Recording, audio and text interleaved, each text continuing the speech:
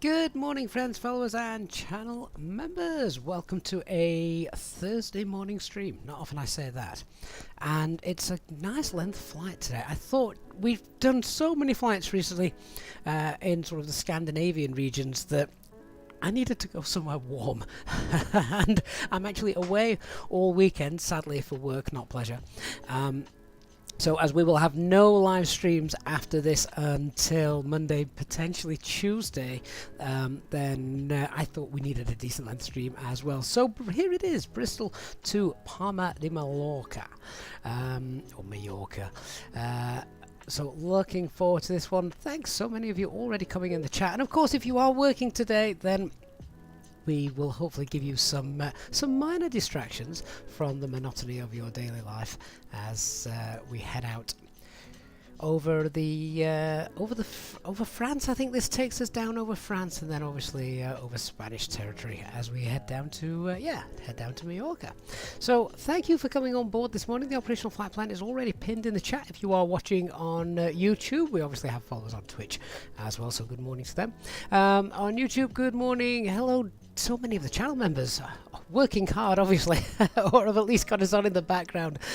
So good morning, Dark, Barry, Mark, Danny Rubble, Dr. Magic, Simon Smith as well, Nick Burrows, good morning, Nick. Simon Schmidt, Colin Evans, Lewis Aviation, hello, Dr. Magic, and DC Gert, good morning to you as well. My apologies if I did miss anyone there. Right, Bristol Airport. This is great scenery at Bristol, although I must say I have occasionally had a few CTDs here at Bristol, and it's been rather specific. I don't know if there was just something in the setup that didn't like Bristol at some point, so I'm hoping we can get out of here without too much trouble. So let me go ahead and we'll get on board. It is a cold and dark start as well this morning. John Steen, this is the first time making a live one. Oh, great! We love first timers in the chat, so thank you for making yourself known to us as well. I hope you have a good flight with us this morning. And I think I saw Tom. Sky's the limit. I'm sure I saw him knocking about somewhere, leveling off flight level 390 above Romania on the way back. Are you on the way to Doha, or are you on the way back, Tom? Still, I love the fact that you've got good Wi-Fi enough to be able to stream some of us. So interesting stuff. Our flight is definitely shorter than yours. British Simulation 99, thank you for following on Twitch. Good morning to you. Let's get on board, shall we? And the sun looks like it's coming out. As I've been sat here on the apron, I have been watching clouds going by at Bristol, and just the way the shadows move in and out, it's just like nothing else we've had from any simulator in the past. Great stuff. So this morning, let's first of all get the information we need. So we have got a current QNH then of 1008. Let's see, the sun's coming out now. 008. We don't have any ATC online this morning, but that's probably to be expected. Who's got time to do ATC in the middle of the working day in the UK? What can we expect when we get to Palma? Well, 16 degrees, so significantly warmer. A little band of rain beneath us, as we can see on the radar. And our flight route today, if I just bring that up very quickly on Navigraph for you guys to see. Yeah, so that is our flight route today. So we're going to pass that band of rain a little bit over the English Channel, but other than that, we're over land for most of the way today as well. So some great views out of the windows, and of course with the new cabin sounds from FlyByWire on display today as well. Let's talk about fuel then before we start powering the aircraft up. Let's have a look at our operational flight plan. We've synced all that up.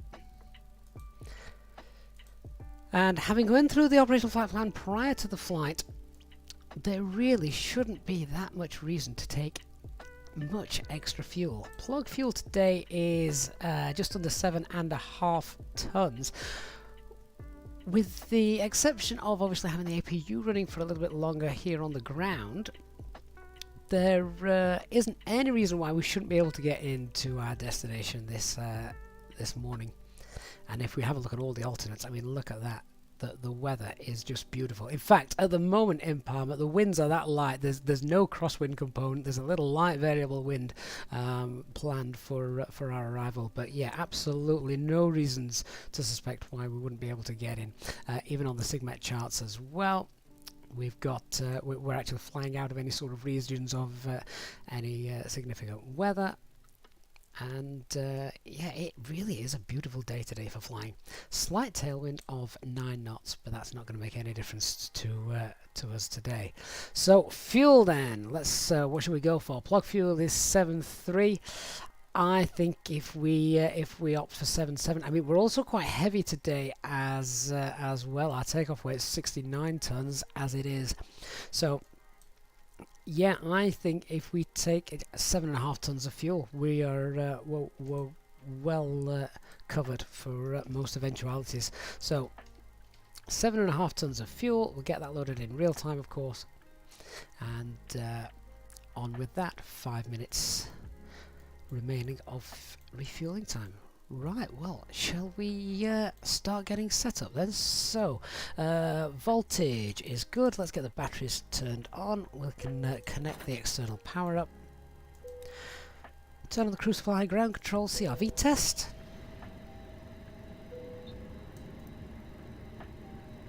And get the ideas aligned. Nav logo lights.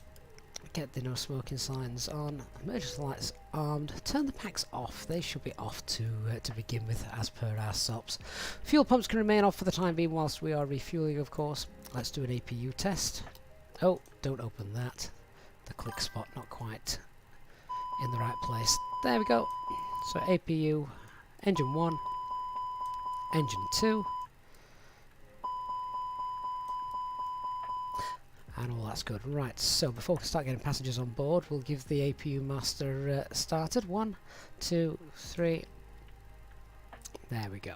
Nice that we can actually refuel and have the APU running at the same time. I know a few people have asked that in the past, but yes, we can do that. Dusko, thank you very much for subscribing on YouTube. Really do appreciate that.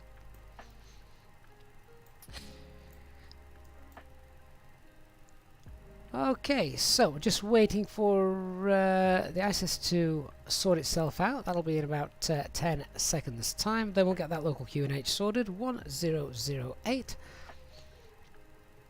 So how many of you guys are actually working? I use the phrase working in inverted commas, of course. Can I decrease the brightness? And no, the ISIS brightness is still bugged. I still can't turn that up or down. How strange is that? And this is the latest build as well from this morning. So QNH 1008 and skid is on. Let's come down to the pedestal. Audio control panel is fine. Flight deck door is currently open. Switching panel is good. Thrust levers, engine masters, engine modes, spoilers, flaps, parking brake. Let's just set that transponder to where that should be. So that should be squawking 2000 in standby mode. Oh, that's fine. I'll turn the internal lights up just a little bit. Can't really see as we near them today. I'm expecting beautiful sunshine all the way. We'll come up to the FCU, turn the brightness up on that. Our initial climb out for today should be 6,000 feet.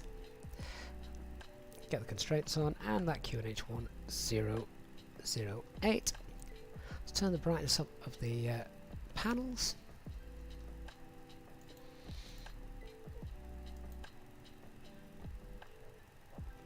We can leave the first officer's panels where they were. Lewis, you've got a day off today. Had a game yesterday, 1-2-1. Fantastic against Derby. Also turn up the brightness of the ACARS system. Not sure if we're going to be able to use that today, but it's now turned up anyway.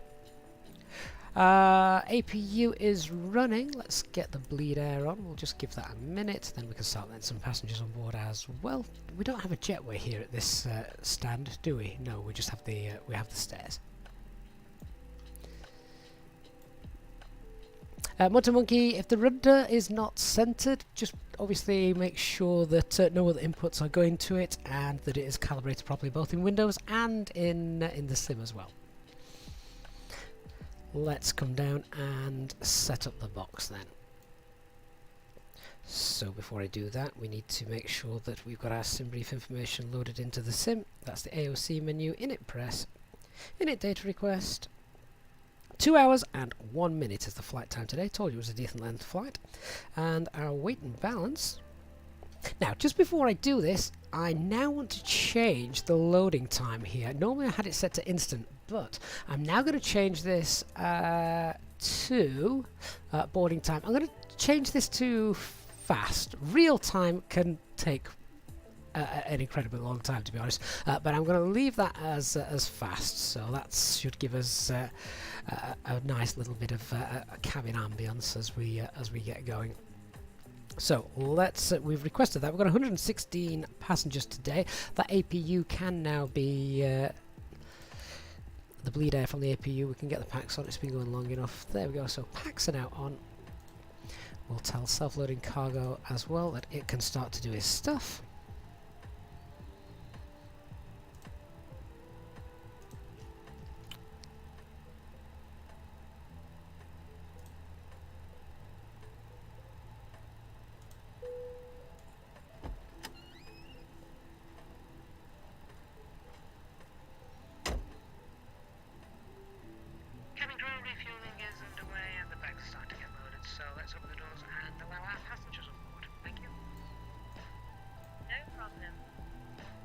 Right, so we'll start the boarding.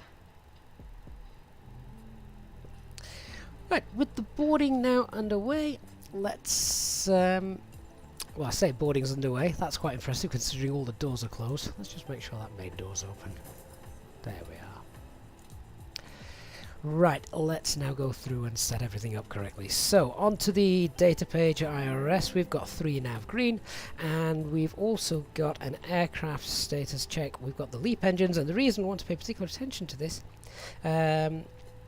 just checking to see why. Oh, that's interesting. The nav database error cycle hasn't been updated. I thought I had done that prior to the flight taking place this morning. I'm going to have to check that out. So technically, we need to call the MOC to update this, but obviously we'll just crack on for today. I know I did that this morning, unless I've not done it correctly. Didn't think it was that difficult, but hey ho, we'll try and get that sorted for next week. Finish Sim Pilot, thank you so much for your $11.21 donation. Finish, that is very, very generous of you. Really do appreciate that, Finish, and thank you for once again being on board and supporting the channel this morning. Let's continue then. So on our init page, we'll do the init request. John, how accurate is the real time compared to actual real time? Yeah, no, it is. Everything is in real time. So yes, it's incredibly accurate. Let's have a look then at the operational flight plans. We get this going. So our alternate today is Barcelona, and oh, if we can actually type that in properly. So Lima Echo Bravo Lima. Call sign is EZ34 Alpha Mike. Cost index of 8. Flight level 390, and the temperature is -60. Tropopause is 35081. Boarding completed. That was quick. Maybe we do need to set that to real time. That perhaps is a bit too soon. So. Tropopause is all set. Let's have a look at the flight plans. So we're going today via runway 27, and that is on the Exmore 1 X-ray departure. We'll insert that. Whilst I remember, we'll scroll down, just clear the duplicate waypoint there and the discontinuity. Then the arrival at the other end is going to be 24 left Zulu, unless we're told otherwise. And the operational flight plan is slightly wrong. It's given us the Lores 1 Kilo arrival. That's not the one we're using because that's used for overnight. So it's going to be the Lores 1 Papa arrival. And that brings us in by, I want to say Bavum, but I'm now going to double check that. So let's just have a quick look at the chart to find that out. So yeah, Lores, that takes us to, just check I've got the right one here for 27 left. Lores 1 Papa. Is it the Lores 1 Papa? I'm trying to twist my head sideways here to read this. Yeah, Lores 1 Papa. So that is the right one. And that brings us in by Polensa. POS. There it is. Get that inserted. And that gives us a distance of 816 miles. I've got 812 miles on the operational flight plan, so that's nice and close and accurate. Onto the RadNav page. Here in Bristol, there are no VORs. We do have an NDB, which is BRI, which we can pop that in for a bit of situational awareness. To be fair, the weather's good enough today that we probably wouldn't need that. But that is also our engine out holding point, so we're going to add that into the fixes page. So Bravo Romeo India, and the inbound track for that is 090, so we'll just pop the reciprocal in there, which of course is 270.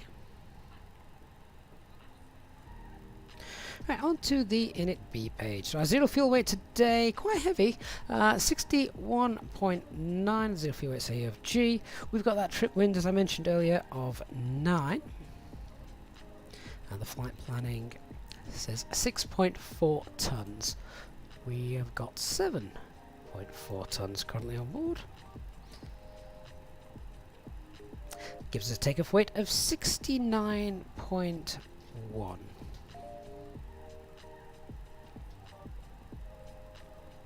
Fuel for the alternate is 1.4 tons to get to Barcelona, should we need to, after a go around. That gives an extra 14 minutes of flight time.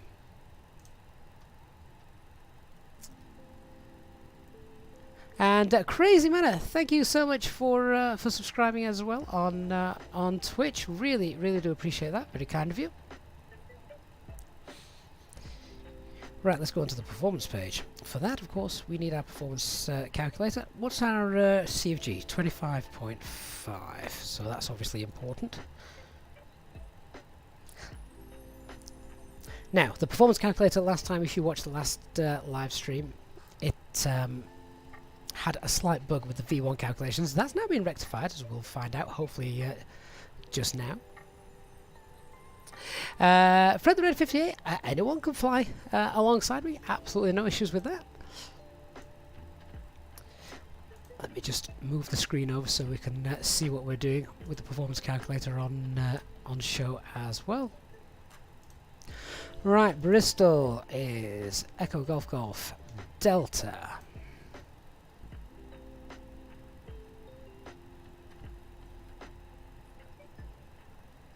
Bristol International Airport, runway 27, latest METAR. Yeah, uphill. It is indeed, as well. If you looked out at the start of the stream, you could see it was very uphill. QNH 1009. Oh, that's changed ever so slightly, so we need to go and adjust that. Let's go and do that right now before we forget. 1009.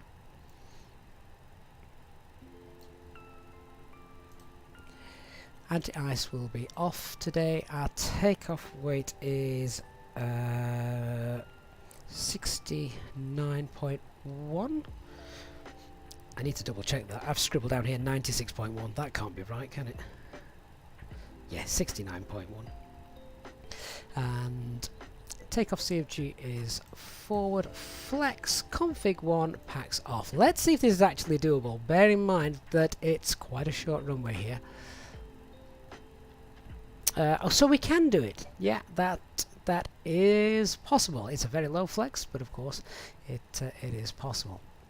Now, interestingly enough, I think having the anti-ice on makes a difference, and having the packs off versus on also makes a difference. If I had the packs on, will this change our config and V-speeds?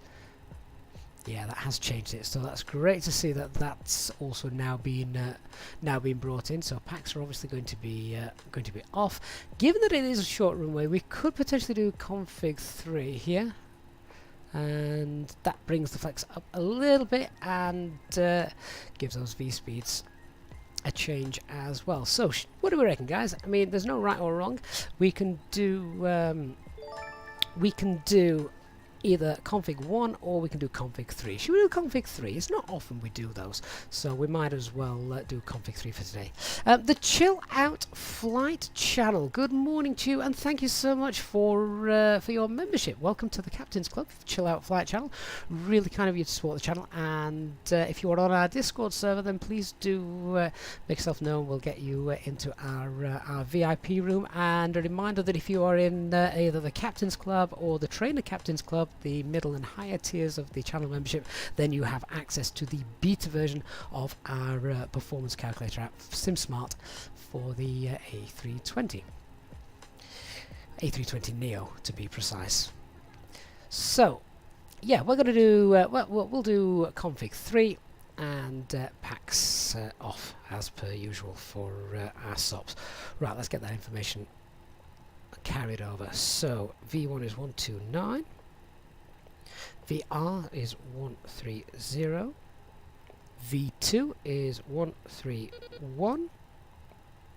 Transition altitude here is indeed 6,000 feet. Thrust reduction and acceleration is 1603. So that's good. That's been rounded up to 1610. Engine acceleration is also 1603, so that's rounded up as well. We want flaps 3, and our flex today is going to be 54. Fantastic. Okay, we can get rid of that, and I think we're almost about ready to do a pre-departure brief.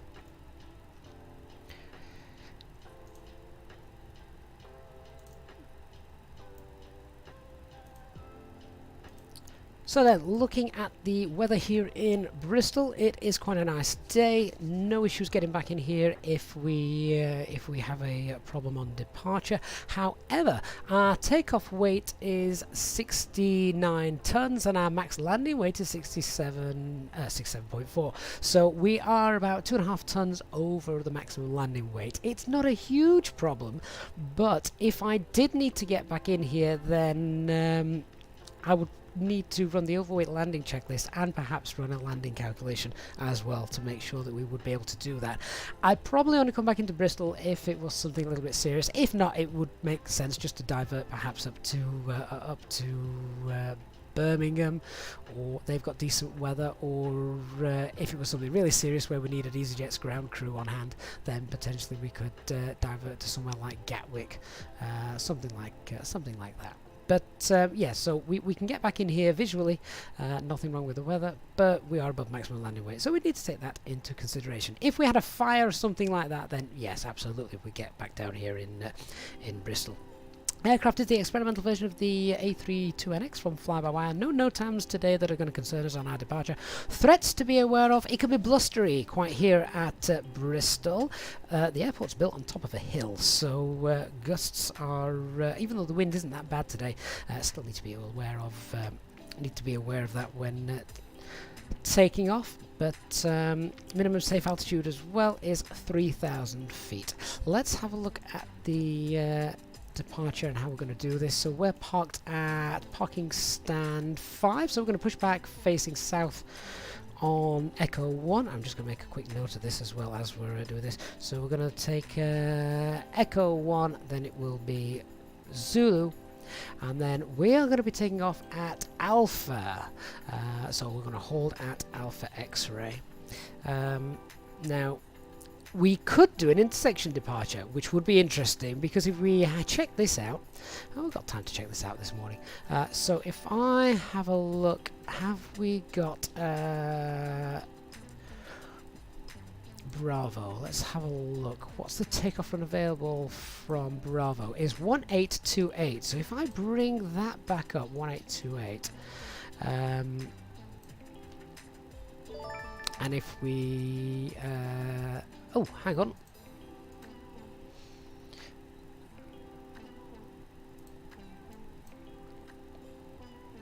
Oh, would I have to restart that? Where's that option gone? I should be able to enter the takeoff shift.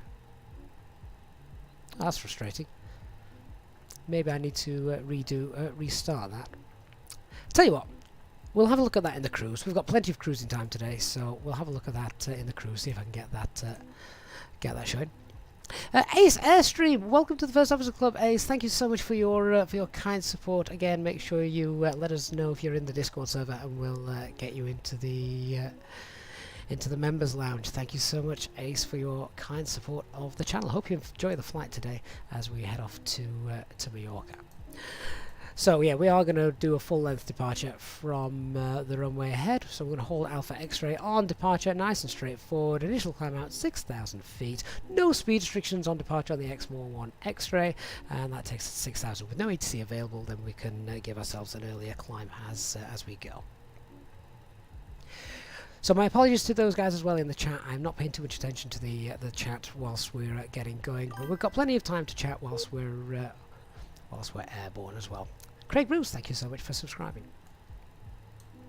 Let's just have a quick look at the emergency brief. So if anything goes wrong, it's standard Airbus emergency brief, and it's a non-standard engine out procedure here as well at Bristol, which calls for us basically to fly straight out, and then at 2,500 feet we're going to make a left-hand turn to come back in and hold at the Bristol NDB, and we should already have that set up and shown on our navigation display. There it is. Yeah, that blue dashed line.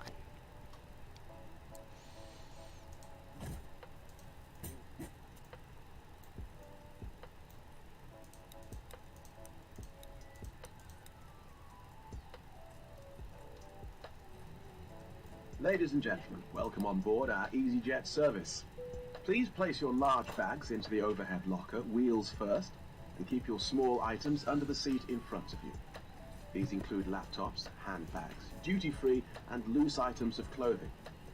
Once you have safely stowed your cabin bag, please take your seat. To help us ensure a prompt departure, we would kindly ask that you keep the aisle clear, enabling all remaining customers to board. Your seatbelt can now be fastened ready for departure. This is a no-smoking service. Thank you for observing this policy. Bristol Ground is now online, so we'll give them a call in a moment as well. Dr. Magic! Oh, thank you so much for upgrading your membership, Doctor. And again, a long-term supporter of the channel, so thank you so much, Doctor, for your upgrade there. Of course, make sure you drop us a message on Discord, get into the VIP room, and gain access to the performance calculator software as well. So welcome to the beta testing group. Do your best to try and break the calculator once you've got it. Let's contact ATC and see what's happening then. Bristol Ground, good morning. Easy 34 Alpha Mike, stand 5. Type A320neo requesting IFR clearance as filed, and we have QNH 1009. This is 34 Alpha Mike, Bristol Ground, hello. Your clearance is to Palma, Airmore 1 X-ray departure, number 27. And I don't seem to have a squawk set up for you, just stand by for that. Wilco, 34 Alpha Mike. Still, we've got the X-More 1 X-ray, that's already in, that's good. Runway 27 as expected, so we're just waiting the squawk code. Whilst I'm doing that, we'll just check that we've got the fuel all nicely balanced, which it is. APU's just tapping that off as we speak.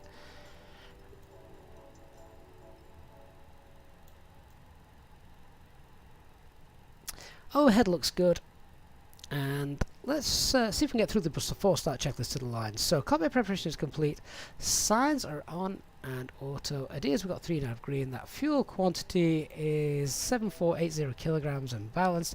Altimeter is 1009,620 feet. Stations are standby. I just need to get the squawk working, so let's wait standby for 2 minutes. Well, it looks like he's got a problem with that. Well, in which case we'll continue doing our checks, and we'll get the ground crew in place as well.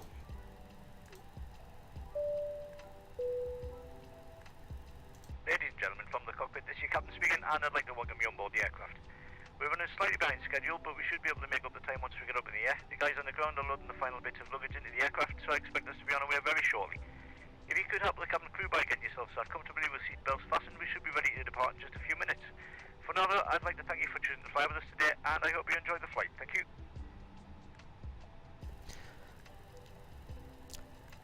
And would you believe it? It's starting to rain. It was nice and sunny a few minutes ago, wasn't it?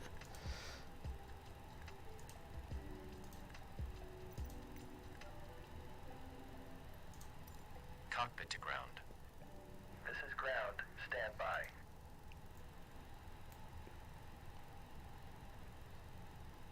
Well, hopefully we can get out of here before the rain begins to affect the runway. Good morning, Easy 553. Would you Airbus A320 stand 19 requesting clearance? Bristol Station standby. I'm just trying to get the squawk to work. Just give me a second. Standing by, Easy 553. For pushback. This looks like quite the rain shower. Makes for a good... Station,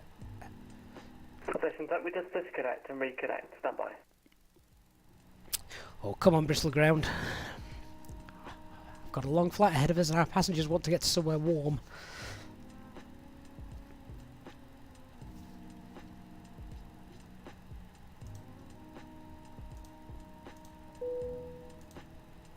Cabin crew, please land on cross-check.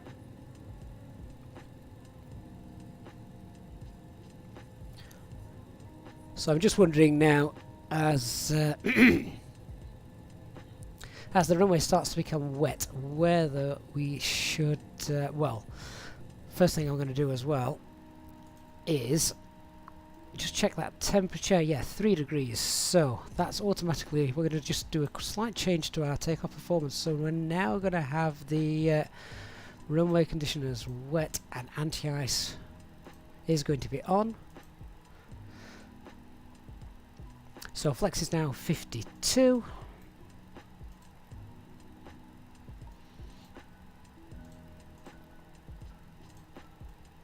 I don't think the V-speed's changed. That's still 29, 30, 31, 29, 30, 31. Yeah, that's all correct.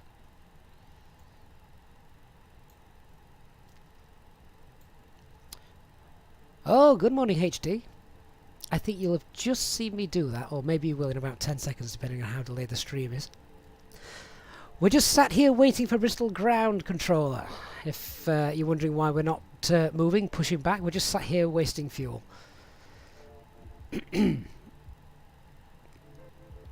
Chill out flight channel up there in Durham. It's currently snowing. Ooh. We are meant to get that down here in Yorkshire a little bit later today. I've got to drive down to Oxfordshire tomorrow, so I'm hoping that there's no bad weather tomorrow.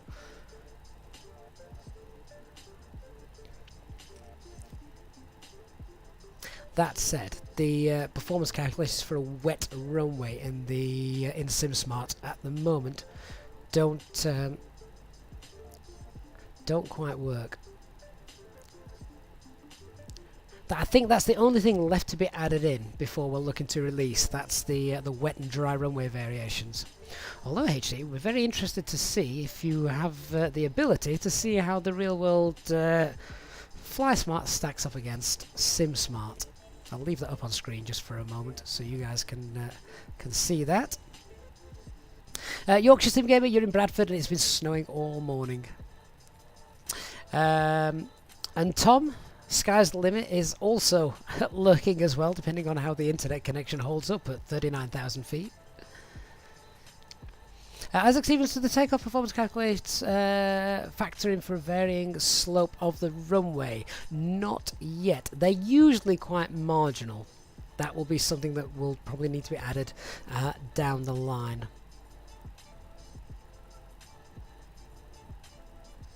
Sky's the Limit is back. Rubbish aircraft Wi-Fi.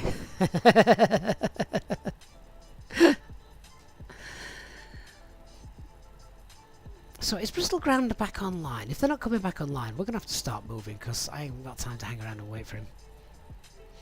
No, do you know what? He can give us the squawk as we go. That's all we're waiting for, the squawk code. Jens, the calculator is compatible with the Neo for Xbox. Yeah, that's right, because it is an A320 Neo calculator. So, be it default or fly-by-wire. Right, do you know what?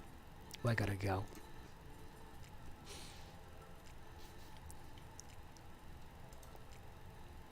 Traffic tuned to Bristol ground. Easy 3 Alpha Mike, stand 5. We're going to have to start pushing back and we'll get our squawk code from ground controller should he reappear back online. We're pushing back from stand 5 facing south on Echo 1. Then we'll taxi via Zulu, hold Alpha X-ray runway 27.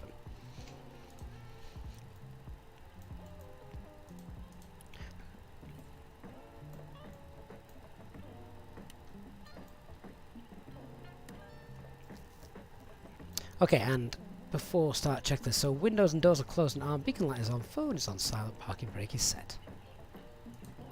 Cockpit to ground. Go ahead. We are cleared for start and push. Parking brake set. Okay, cleared for push start. Please release parking brake. Outside air temperature HD is working at 3 degrees. Not quite sure what the performance what SimSmart's saying just there. Parking brakes are released. Commencing pushback. You can start the engines in sequence. It will start in the sequence. And Bristol ground, Shannock 464, stand 6. We'll push back and start after the EasyJet has pushed back on to our left. Okay, engine mode selector to start and starting engine 1. For those wondering about the cost of SimSmart, once that's released, it will be, it's not confirmed yet, but it will be less than £5. It's not going to be very much. We don't want to make it unaffordable, but a lot of work has gone into it.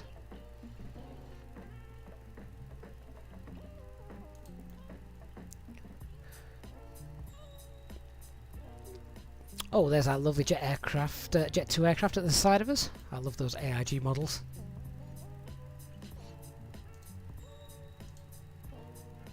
Ladies and gentlemen, we now ask for your attention while we take you through the safety procedures on this aircraft.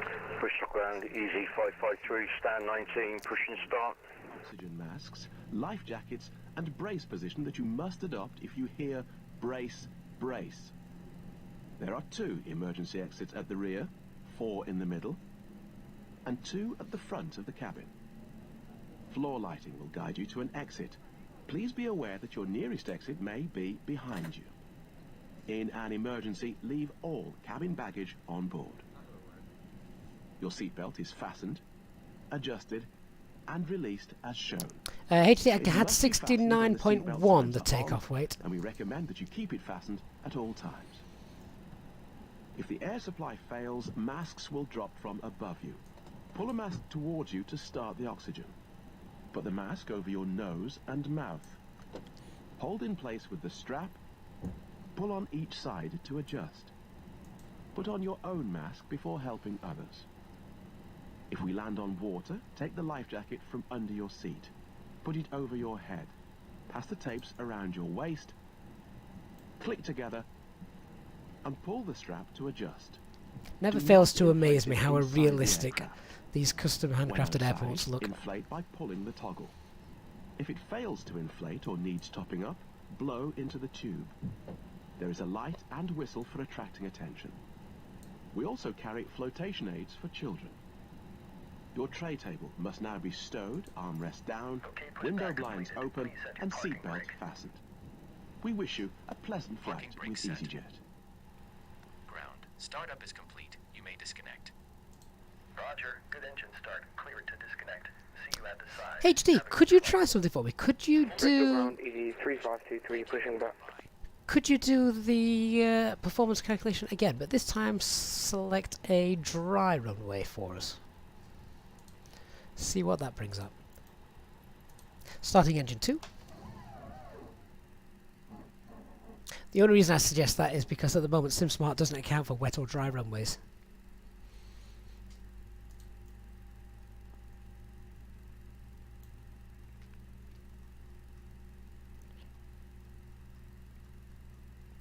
So I'm now just waiting for number 2 to spool up.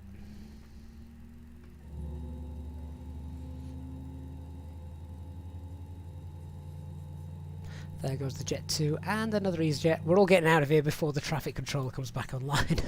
He's going to come back to an empty airport.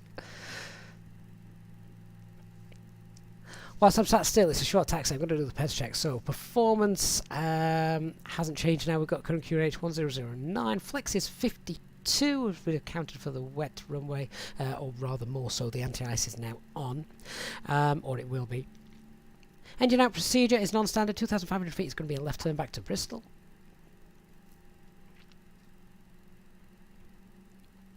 Departure is Exmoor 1 X-ray. Stop climb 6,000.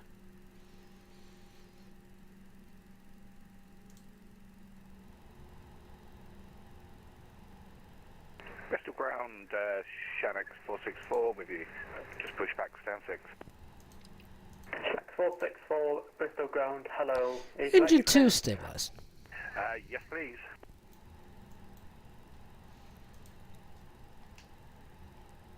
Has Bristol ground come back Shannox on? 464, Roger, clear to Palma. MO1 X-ray departure, runway 27, 2177, and the QNH is 1009. Clear to Palma, X1 X-ray departure, runway 27, squawk 2177, and QNH of 1009, Shannox 464. Shannox 464 is back, correct. Easy 3523 requesting IFR clearance to Palma de Mallorca. Just push back out of stand 3. Why have I got flaps 2 selected? 3523 Flaps 3. Bristol ground, clear to Palma. Okay, so we've run the after-start flows. Let's do the after-start checklist. Anti-ice is on. ECAM status is checked. Pitch trip is 25.5 and rudder trip is 0. ED 3523 clear to Palma. Bravo Alpha Oscar India Mike 1 X-ray departure, squawk 1142, the QNH 1009. HD, what did we do out of order there? Clear to Palma de Mallorca via the... I'm very curious to know what I did out of order there. 1142 and QNH 1009. Right, ground is back online, we just need to get our squawk from him. 3523, correct.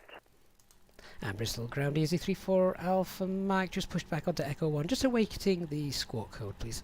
20, requesting IFR clearance to Palma de Mallorca. Up 2 stations at once. Apart from doing the PEDS check whilst I was sat still. I heard EC34 Alpha Mike, say again. And Easy 34 Alpha Mike, just requesting our squawk code now, currently holding on Echo 1. I'm sorry about that, yeah. Your squawk's finally come through, squawk 3255, and the QNH of 1009. 3255 the squawk, and we have the QNH 1009, Easy 34 Alpha Mike. 34 Alpha Mike, correct. Bristol ground, good morning. Easy 15 Whiskey, just push back stand 11. A320 Neo requesting IFR clearance to Palma, Mallorca. Easy 15 Whiskey, Bristol ground, cleared Palma de Mallorca, MO1 X-ray, squawk 5222. Now we need our taxi clearance. Clear to Palma, Mallorca by the XMO1 X-ray departure squawk 5222. Easy 15 Whiskey. And Easy 34 Alpha Mike, ready for taxi. Easy 34 Alpha Mike, taxi hold Alpha X-ray, runway 27 via Zulu. Alpha X-ray via Zulu, runway 27 hold for Easy 34 Alpha Mike. Easy 3523 requesting taxi to runway 27. So just do the flight control check, full left, Easy full right, 3523, neutral, rudder, full up, rudder, full down, neutral. Sorry, that wasn't the rudder, that was the elevators. Now it's the rudder, full right, rudder, full left, Stand 19 with Alpha requesting clearance. and neutral. Easy 553, no flight plan from you. Roger, we'll resend Easy 553. So as we briefed, a nice short taxi. 3523, what's the company A320 Neo has entered Zulu? Taxi to hold Alpha X-ray runway. So that will teach me for trying to be efficient.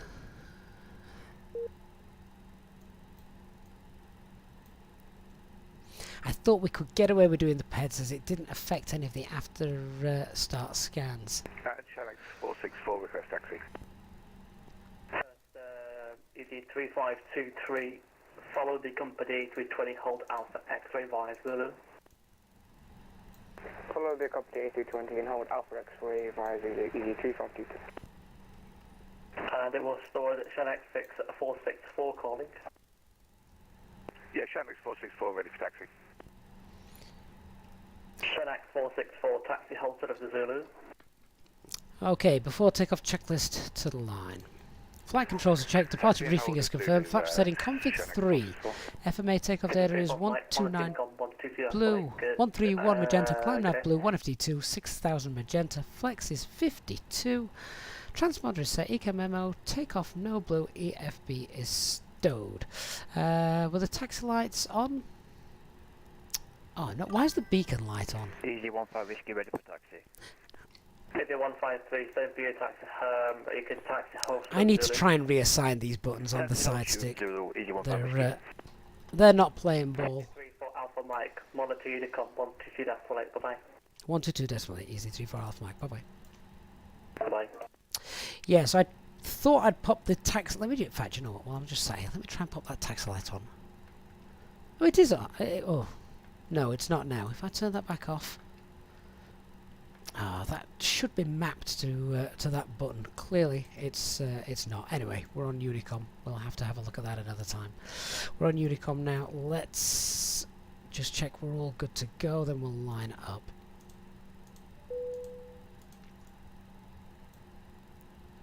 Bristol traffic, easy 34 Alpha Mike, line up runway 27. So we should now be able to get strobes on, beacon light back on. And landing lights are now all on. If anyone does know how you can map the TCA side stick lights, then so it becomes useful, that would be really, really good. It doesn't work just mapping them to the normal things in the simulator, as we just discovered. Before takeoff, checklist below the line. Cabin is secured for takeoff. Engine mode selector is normal. TCAS will turn on in a moment. I'll get the packs off in a moment as well. I just need to concentrate on this taxi. I don't think it's as uphill as this in real life. Or maybe it is. I don't know. I need a bit more engine power to get me up that bump.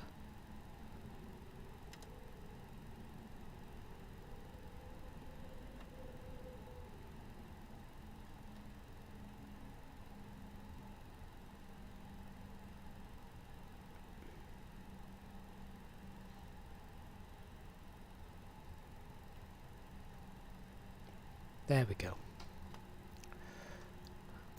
Right, now we'll get the TCAS on, get the packs off, and we'll run that checklist again. Before takeoff, checklist below the line. Cabin is secured, engine mode selector is normal, TCAS TARA, packs are off, anti-ice is on, we're good to go.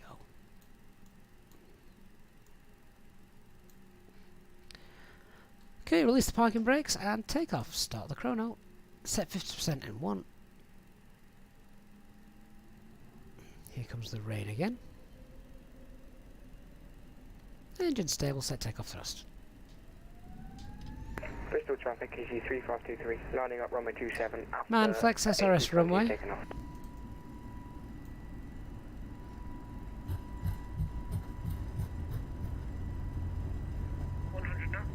Checked. And V1, rotate.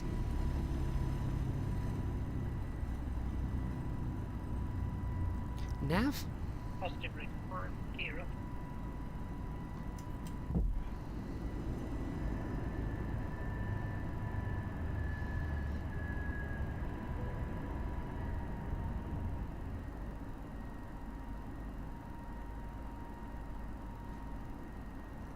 And we'll set climb thrust. Thrust climb, climb. Flaps 1.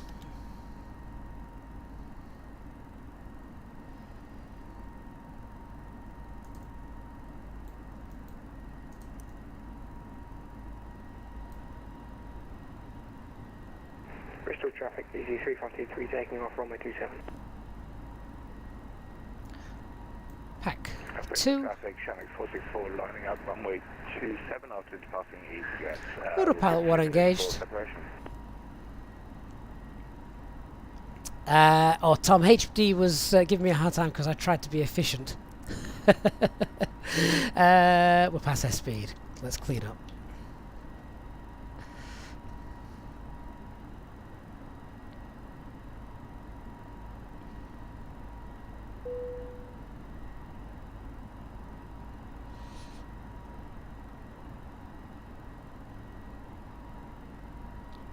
No ATC is available. Let's clear ourselves up to flight level 200. We'll go open climb for that. Full standard pressure. Open climb 200 blue.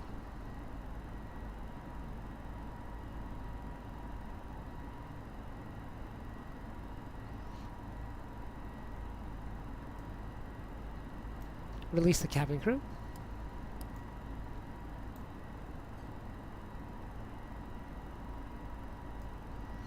That looks nice, doesn't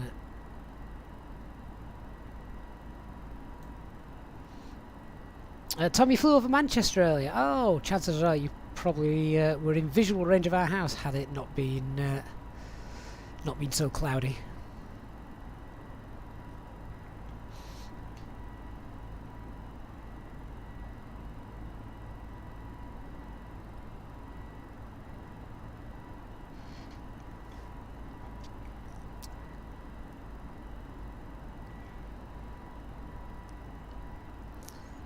Jens, why do I engage the autopilot so soon? Isn't it fun to fly by hand? Well, it is, but actually, I thought for that particular departure, I flew by hand for a lot longer than normal.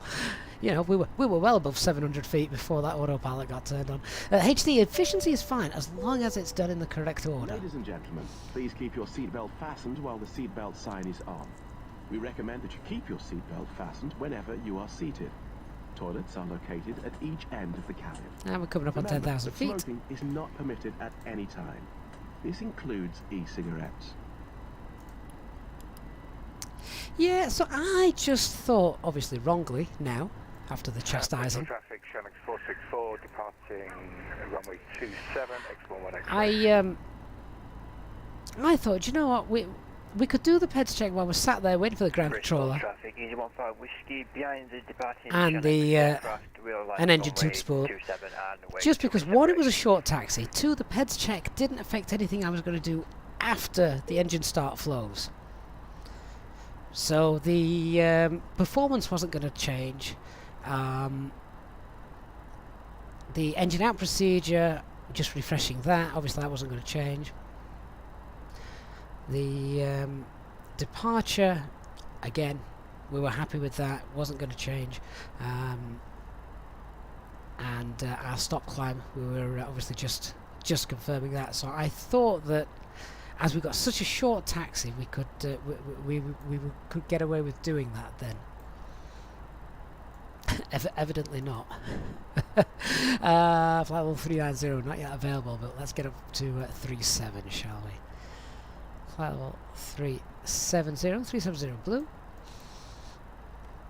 And I'll also go in, clear the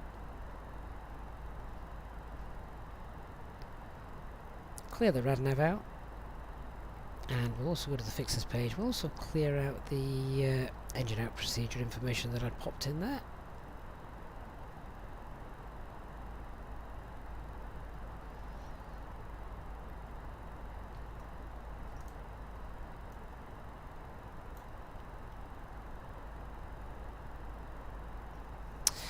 So HD asks, how do you know the performance isn't going to change? The QNH could change just before lineup, or it could start raining.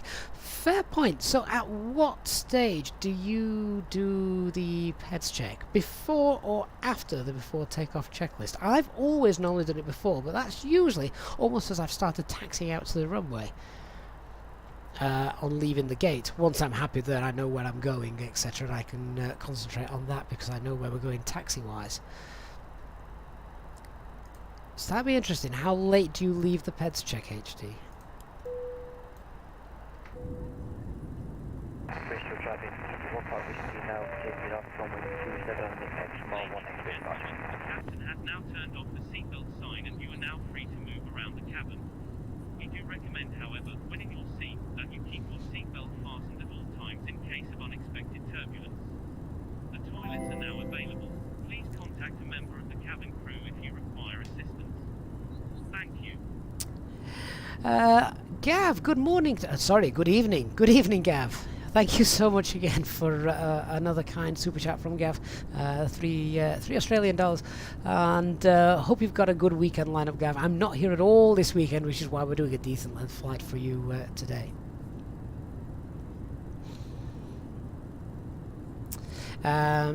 So HD, the PEDS check is a last-minute opportunity to capture a change in performance or clearance before committing to going. If you do this prior to other tasks, you can miss those other things because you're now out of sequence. So you would do them before the takeoff checklists to the line. Oh, so I have been. That's interesting. I've been doing them in the correct order. But I'm now starting to doubt how early I do those, because I would literally have... the only other time I would have done them on that particular departure today is as soon as ground had given me the taxi clearance, I'd have started rolling, then I'd have done the PEDS checks.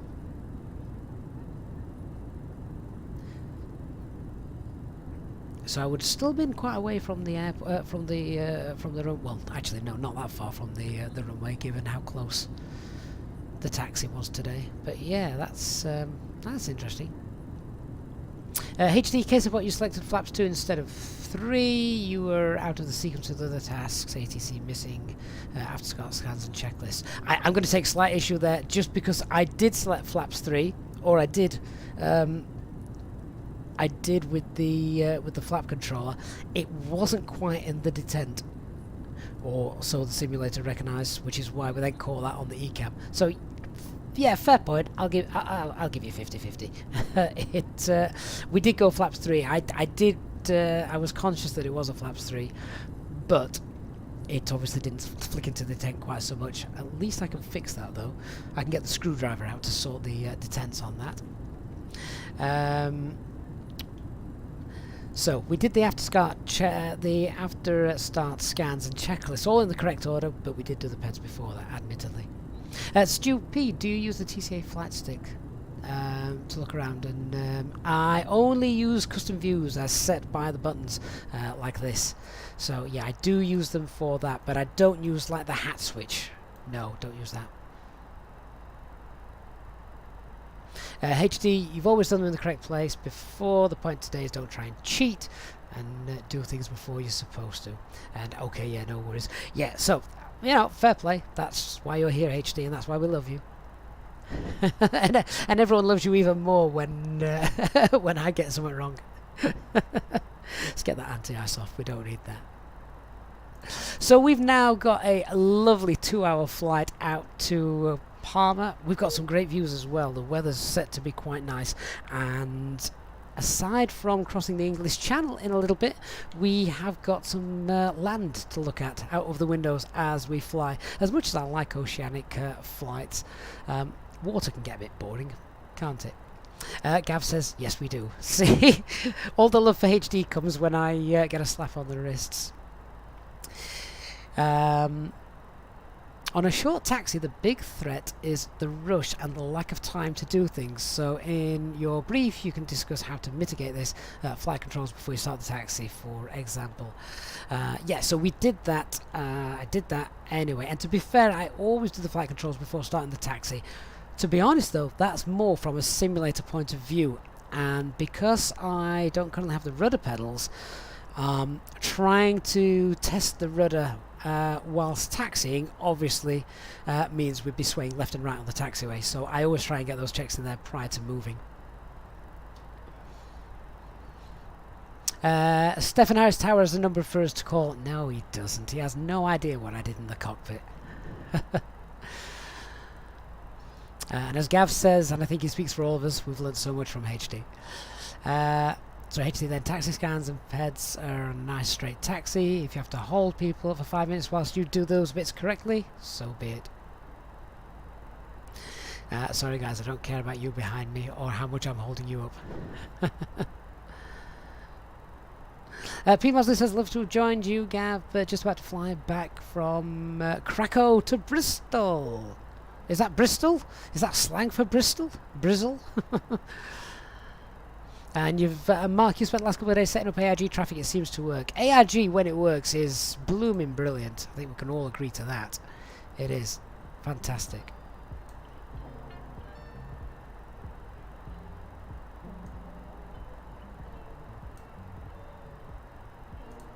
Danny, you're starting the sim at the moment. Where should you take off from to land around the same time? Maybe Paris. Well, let's have a quick look, shall we, at the flight route. How about Nantes? That would probably be my my suggestion. If you take her from Nantes, you shouldn't be far off.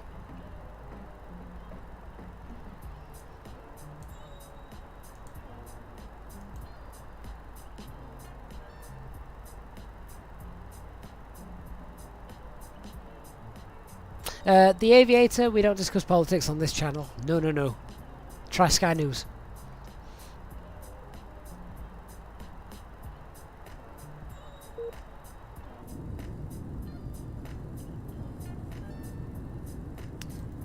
Hello, English Channel.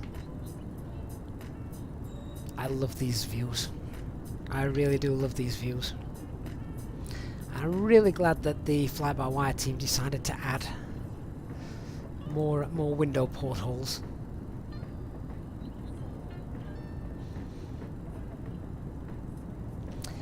I'm looking. Is that snow down there then, do we reckon?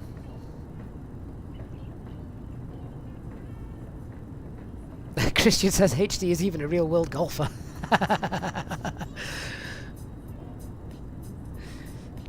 Yeah, but he's probably handicapped at that, unlike flying the 320.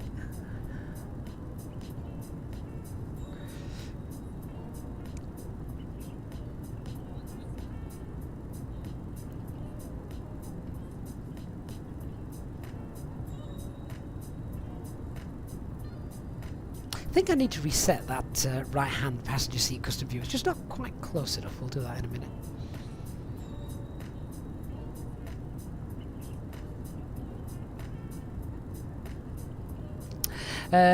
SB, yeah, they are incredible, aren't they? Espinel, those views that I'm showing you now, these are my custom views that I've set up. So you can go ahead and download these if you're in our Discord server, if someone can call the Nightbot. You can download these views from our Discord server and install them. There's a video on the channel to show you how to install them and where to install them, more importantly.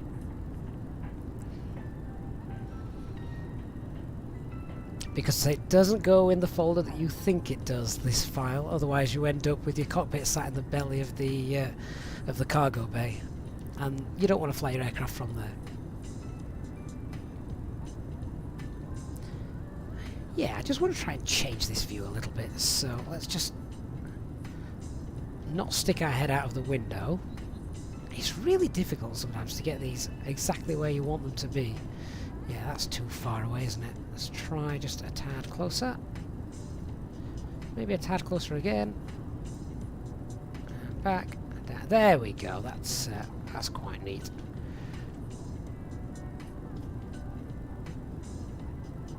That's the one. And then we save it by pressing Control-Alt-3.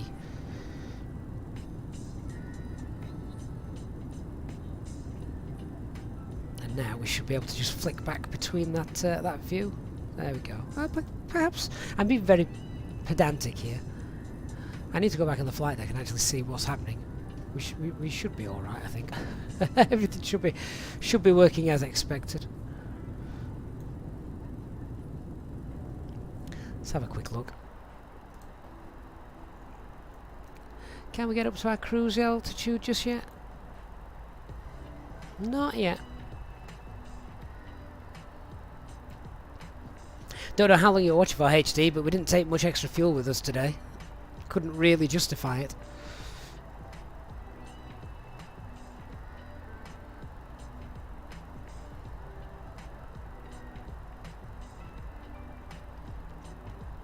Lovely jet stream once again, low over Europe. We can see we've got a 91, 92 knot crosswind coming in at a minute.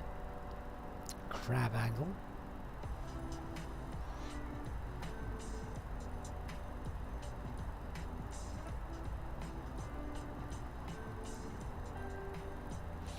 Paul Newman says autopilot is doing its job. It usually does it very, very well. It's essential. Particularly above, oh, I want to say 24,000 feet, or is it 28,000 feet? Can't remember where the legal limit was. Nick says, First Officer George has control. You can adjust your seat for best views.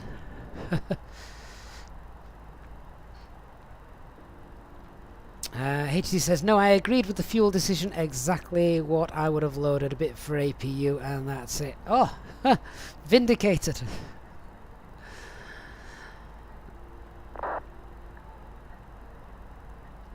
Neil, what determines whether you can get to the cruise altitude? That'd be your aircraft weight. Do you know, I'd have to read a little bit more on this, but I'm presuming the weight of the aircraft, I don't know if it can take upper winds and things into consideration. Certainly can't at the moment in the fly-by-wire, as you can't download the upper winds yet.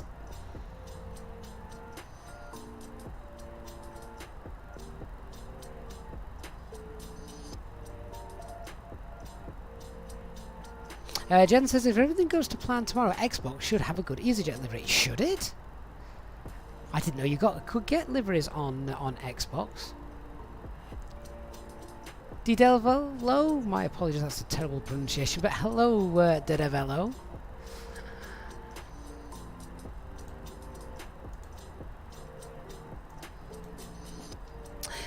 So I am going to miss you guys over the weekend, sadly.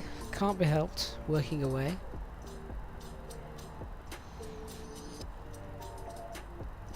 But I thought I'd treat myself and you all to a nice flight to somewhere warm. We haven't been to Mallorca for months.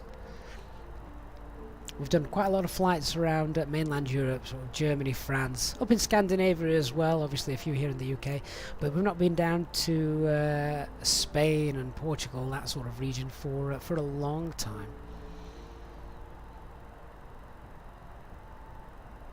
Simple Takeoffs, good morning. It says, Gav, you're really testing the limits of my early birdness. 6:40 AM in Toronto, but you've made it. Good morning, Simple Takeoffs. Lachlan Mitchell, yes, I do have the TCA pack.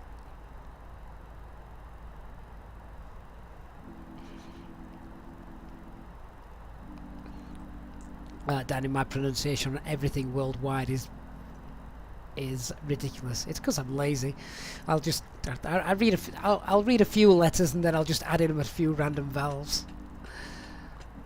Ace Airstream, looking back at some past videos, you came across quite a positive FS2 crew review. How well does it play with self-loading cargo? I wonder why you're not using it on live streams after a good review.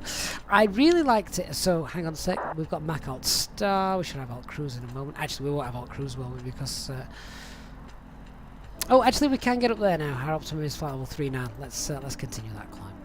Yeah, so I did like FS crew. The only thrust climb, open climb 390 blue.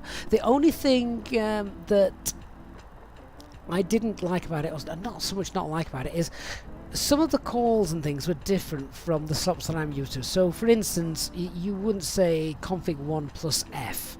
Yeah, we just say config 1. And there wasn't the ability to sort of change that and manipulate it to really get it accurate with what you wanted it to do. Plus, I think one of the other main reasons that I don't use it on live streams is it's another program to run. And more programs running can destabilize the system, and obviously we're live streaming as it is. So basically, I want less things running. That's the only reason. Bob, am I real 320? No, sorry, Bob. Sorry to disappoint. And Nick, am I going to get Heathrow? I don't know. How often do I fly into Heathrow? I know it looks amazing, and I know I've already got the handcrafted version because I have the premium deluxe version of Microsoft Flight Simulator. So honestly, yeah, I don't know. Christian, you must say the performance of London Heathrow scenery is really good compared to Gatwick. Now you see, I would probably be more tempted to get the Gatwick payware scenery. Just because at the moment, I don't know how everyone else is finding it, but I am finding the default, not the default, but the freeware Gatwick is just an absolute killer on frame rates and the system, and we've had multiple CTDs at Gatwick just because I think the PC can't cope. Paul Newman, you say you've seen mixed reviews of Heathrow. That's interesting. I've only seen positive ones, I have to be honest.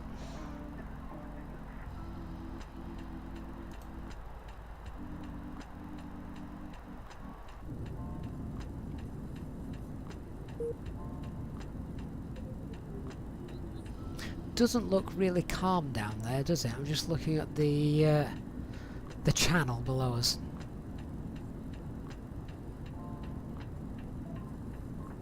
Velox, I could get it for when Phoenix gets released and turned to a British Airways sim pilot. I can't step on Nick's toes. I mean, I'm not the sort of person that will cut in front of somebody and do that.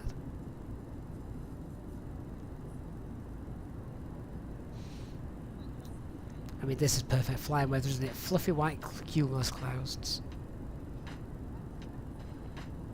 Danny, you've only seen positive reviews as well. That's interesting. Yeah, I have. I've only ever seen good stuff.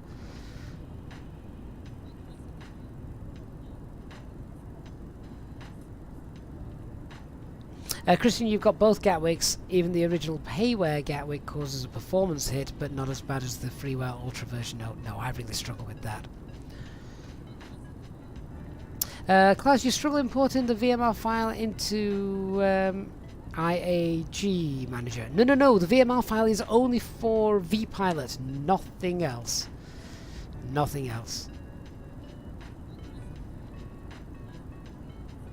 So you don't need to import that into AIG or anything like that.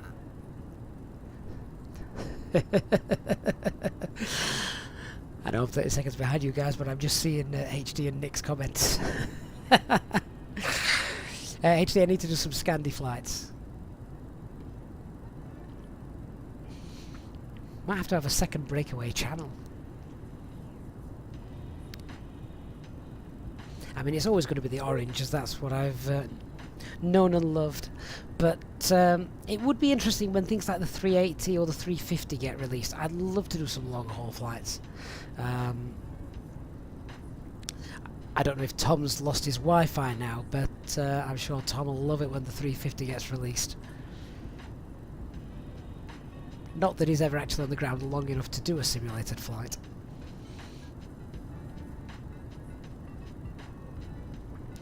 Right, we must be at Alt Cruise by now. There we go. Mac Alt Cruise. I've lost my mouse cursor.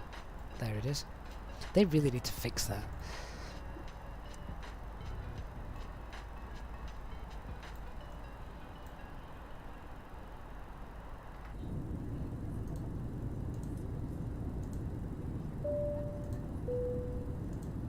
Ladies and gentlemen, from the cockpit, just to let you know, we've reached our cruise level. It's looking likely that we will be slightly behind schedule when we arrive at our destination due to our late departure, but we will be doing our best to make up as much time as possible to minimise any disruption to your journey. As the cabin crew make their way around the aircraft, please make sure the aisles are clear of any items, and I invite you to please sit back, relax, and enjoy the flight. Thank you. So Ace Airstream says some of the criticisms of the new Heathrow were related to night lighting and snow textures and some low-res textures in a few spots. I've not seen those. Mark, it took you 6-7 hours to download 40 airlines in AIG Manager. I don't know how many airlines I've got. It's probably not quite that many. But yeah, that sounds about right. Christian, Scandi flights sound good. You still have the Aerosoft Alta scenery. That's way up in the north of Norway. Beautiful landscape though. Jen's, any plans on doing some flights in America? So occasionally when I get a chance, I like to do sort of the specials. We did an American special. We did a New Zealand special recently as well. I want to try and explore some other parts of the world as well. Of course, we've got fantastic scenery in South America and Africa. What you've got to remember with Microsoft Flight Simulator is that no longer are those parts of the world neglected in terms of how their scenery looks. You think back to FSX days and X-Plane and that, unless you had some really good satellite add-on scenery packs, it just looked appalling and it wasn't a pleasure to fly in. But now Microsoft Flight Simulator has changed all of that.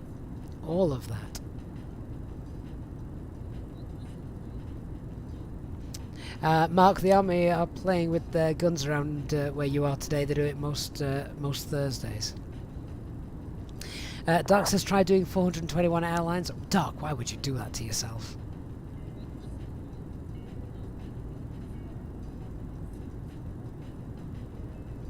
Danny, or maybe we could just try some other aircraft sometimes. I mean, we did do the DC-6 for a while, didn't we? I did do the CRJ till I crashed it.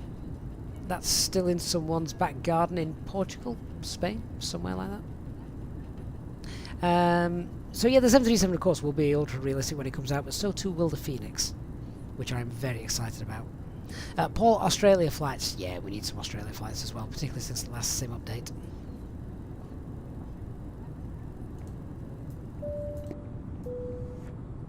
In just a few moments, we'll commence our in-flight service, offering you the chance to purchase from our selection of fresh food available today. Full details can be found in your in-flight brochure. We accept payment in pounds, euros, most major currencies, and debit or credit cards. The correct change would be greatly appreciated, and if we could be of any further assistance, then just ask us as we join you in the cabin shortly. Paul, the idea of flying Concorde really does appeal to me, but I just don't believe I have got the amount of man hours available to spend the time studying that system because it is incredibly difficult, incredibly detailed. Which kudos to the developers, they're then absolutely nailing it from what I've seen and read. But the thought of trying to learn all that, sadly, there just aren't enough hours in the day. Maybe when the kids have moved out.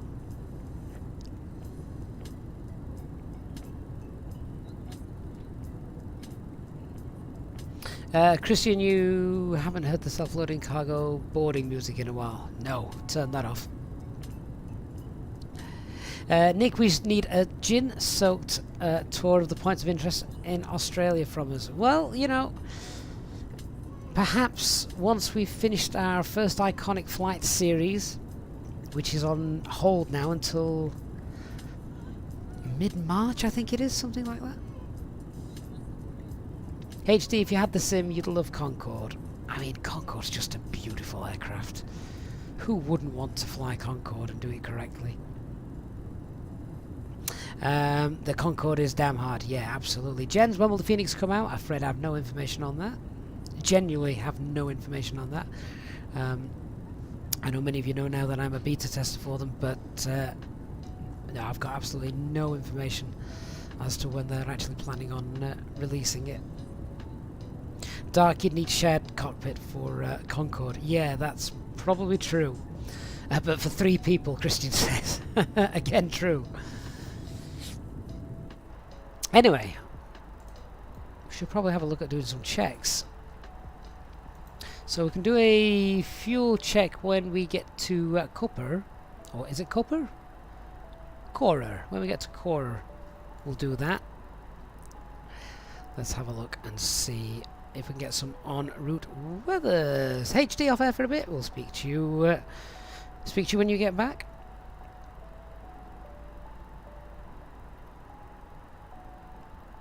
Right, let's have a look at some try again. Some weather requests. So we shall have a look at Lima Fox Romeo Sierra.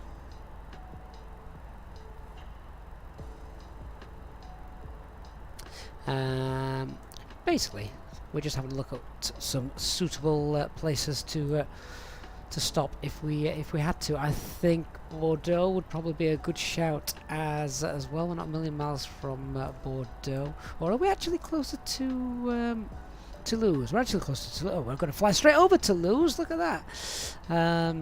So that's Lima Fox Bravo Oscar. Pop that in. We'll also then, as we're on our way, we'll check out Barcelona.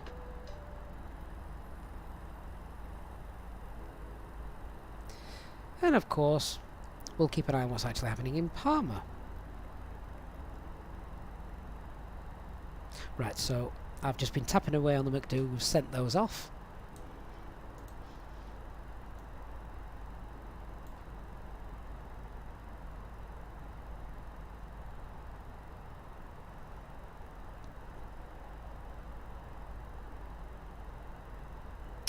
Dark Fury says PM DG usually put a picture on the website a week before the release, but you've not seen anything yet.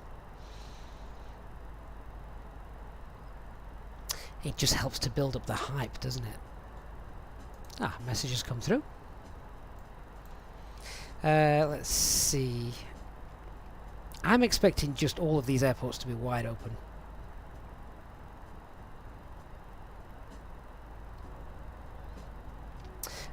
So Palma, Cav OK, wind 160 at 2. That's interesting. I wonder which runway they will be using still. Flight Radar 24's down this morning, which was awful because I couldn't have a quick check. Nantes, what have we got? Wind 25013. That's a nice crosswind landing.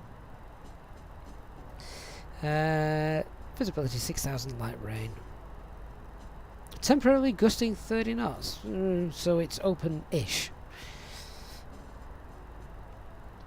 Toulouse, wide open, yeah, that's fine. And Barcelona, also fine. We should be on the ground at about 1:15 then.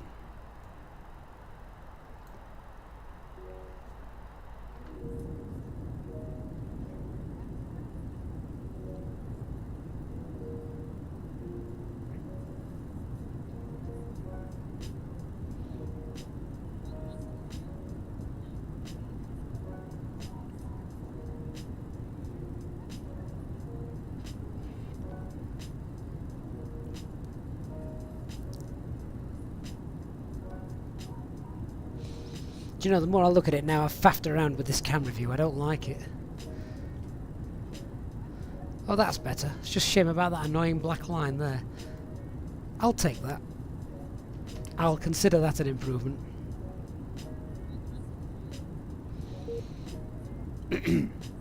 I can understand people's frustration for wanting to know a release date for both the Phoenix and the PMDG, but I think they'd be a lot more frustrated if they released it and it had bugs. So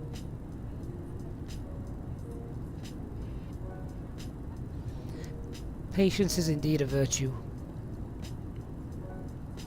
I think if I was going to be impatient for anything, and I can't be impatient for these because these are freeware products, but the A350 and the A380, I'd love to see a good decent a good decent Airbus long haul aircraft available in this sim.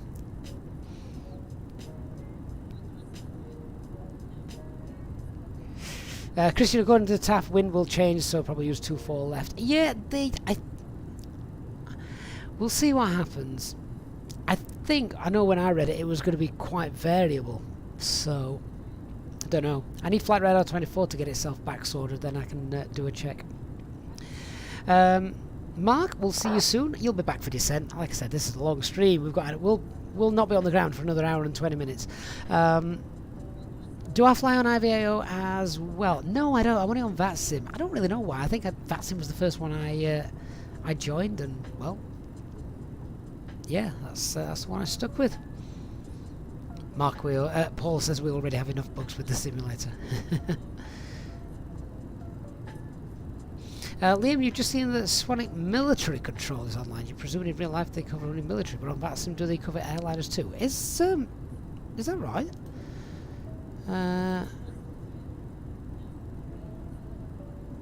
They cover military airfields only on VATSIM. UK Flight Information Service may be available to civilian traffic on request. I don't think I've ever seen that online before. So that is interesting. Carson Lou, no, Flight Radar 24 is down this morning. Not sure what's happening there. Those clouds look nice this morning, don't they?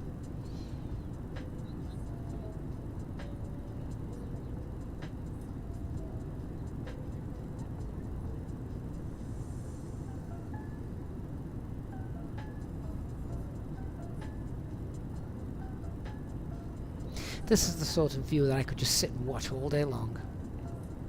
Ah, Kristen, thank you for the TAF. So what are we expecting? What's the date today? 24... I'm to read this now. Tempo 24, 10, 12. Winds variable 4 knots. Becoming 220 at 10. Oh, right, yeah, so maybe 22 left. Maybe. But about an A350 is indeed a glass cockpit, indeed.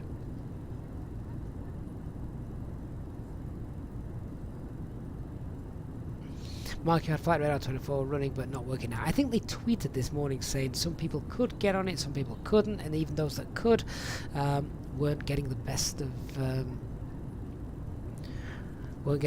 of server response times. Let me have a see.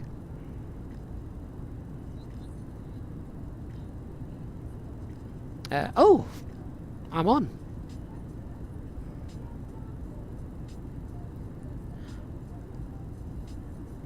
At the moment, yeah. At the moment, the runway use is 24 left.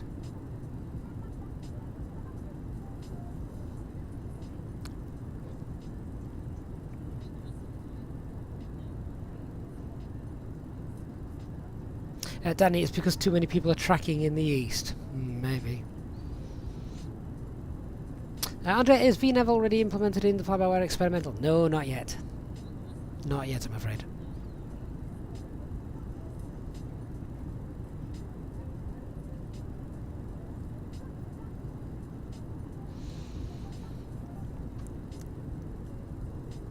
So, oh, Dark Fury's had a crash. Oh dear. Well, if anyone can diagnose the problem there, Dark, it'll be you. Have you ever managed to find the causes of crash the desktops in Microsoft Flight Simulator? I mean, the causes, they're harder to find than the pots of golds at the ends of rainbows.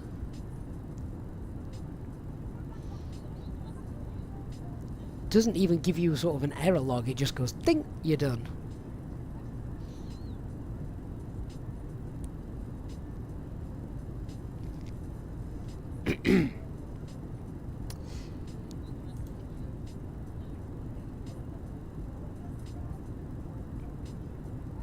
Andrea, do I still use the tablet calculator to set a top of descent? No, no. I've never used that, to be fair. I've always just done it the old-fashioned way and then popped on. In fact, we'll do it now, and I'll show you exactly how I do this. So, a couple of things could happen then. We're going to brief 24 left, but we should also probably brief 06 left as well. So we're going to come in at Lores. We've got a couple of speed restrictions here, and then at Pollensa.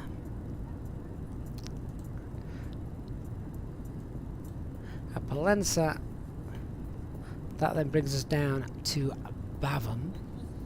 From Bavum, we're straight in on the ILS. We want to be 4,500 feet at Bavum.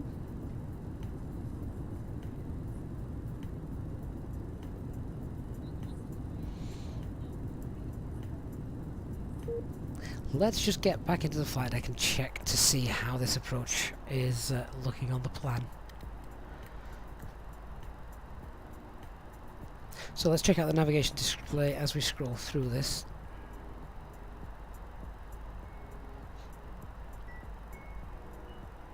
There we go, so POS, Bavum.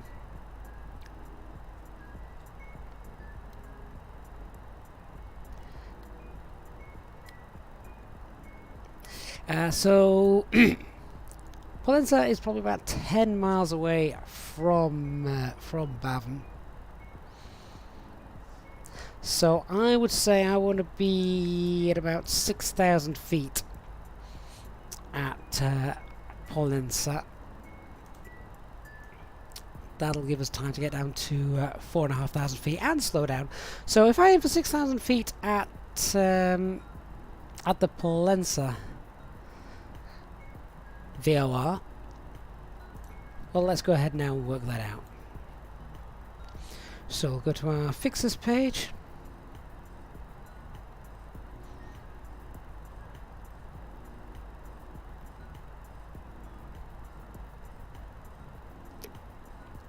And we'll pop a distance of, what did I say, 6,000 feet. So that's going to be 99 miles, little bit of a tailwind, 10 miles to start slowing down as well. So let's get in, let's call it about 113 miles, that should be fine. So we'll get a 113 mile radius around there.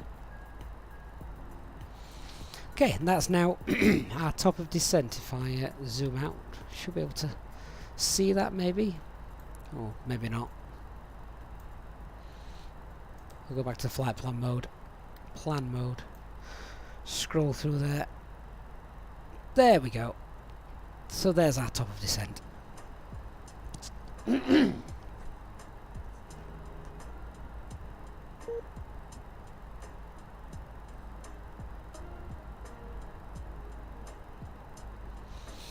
Danny, who suggested taking off from Nance 20 minutes ago? It's gusting winds down here. Yeah, I know. I checked the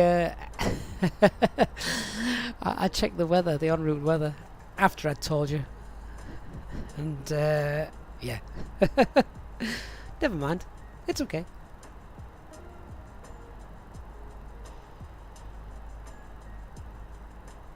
Dog Fury, you had issues loading the sim after updating the fly-by-wire. Really? What issues did you have loading the sim? Well, you've made me really nervous now because I updated mine this morning.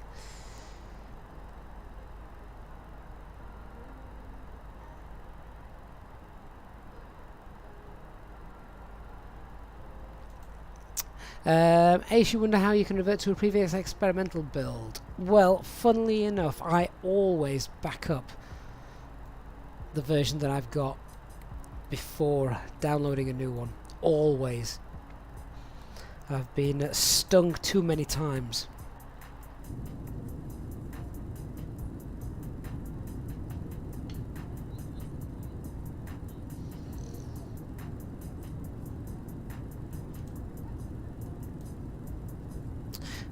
So quite a straightforward get in here for Palma if we're on 2-4 left. So we've already calculated our top of descent. We're going to be 6,500 feet by Pollensa.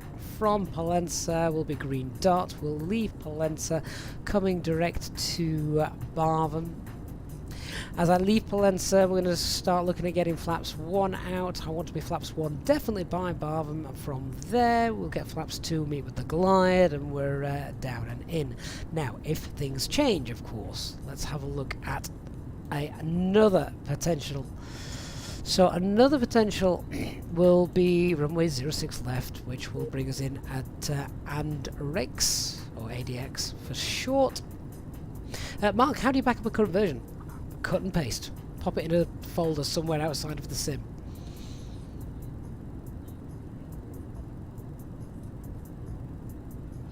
Christian says that it's always a bit longer after updating the fly-by-wire because it rewrites some things. It may be a good habit to start the sim after updating, then do a PC restart to flush the RAM before doing a flight. Now he tells me. Yes, we have to do the other arrival.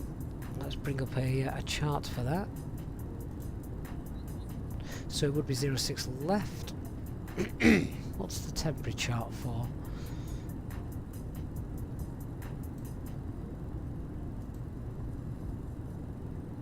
I think it is the temporary one that's currently in use, isn't it, at the minute? It's because some of the VORs are unserviceable according to the NOTAMs at the moment.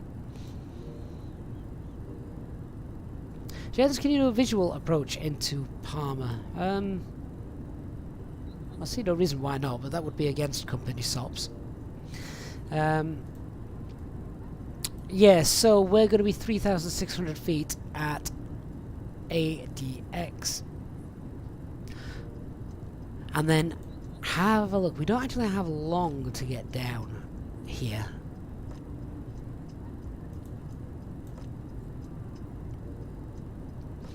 So it's quite a short final as well. In fact, it's a very short final coming in on 4 left. So I would want, let me just see how long we got. We've got about 3 miles to lose.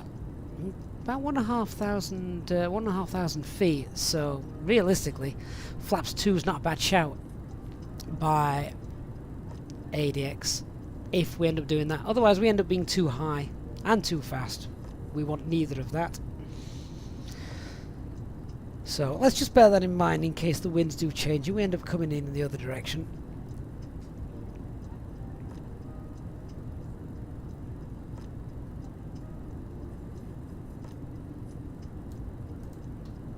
So I've done a quick brief for both of those. Is there any air traffic control online at the moment?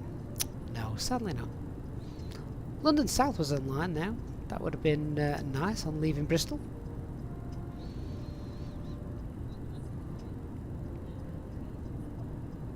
Daddy, we are flying straight over to Toulouse. Straight over Toulouse, yes. In fact, are we anywhere near there just yet?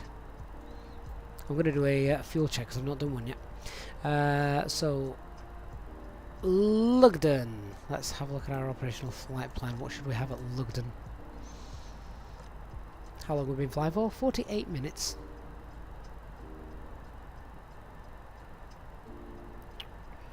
We're about 30 seconds ahead of schedule, and I should have 4.3, 4, 5, 6, 7, about 4.7 tons. I've got 5.1, or close just to 5.2, so fuel is fantastic. Let me just see. Where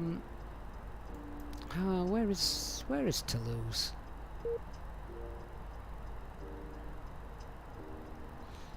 We're not past Toulouse yet, have we? No, we're not. We should be in Toulouse in around 25 minutes. 25 minutes we'll be over Toulouse Airport.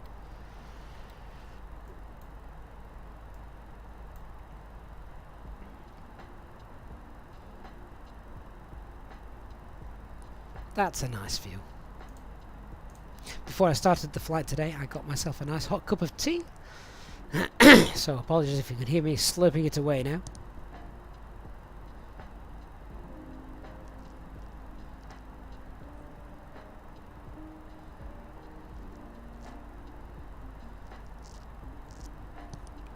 Now Dan, if you download the operational flight plan from the top of the screen, the pinned link at the top, it'll tell you where we are and what time we can expect to be in Toulouse, and that is saying we should be at Toulouse 1 hour 15 minutes, and we've been flying for 50 minutes so far.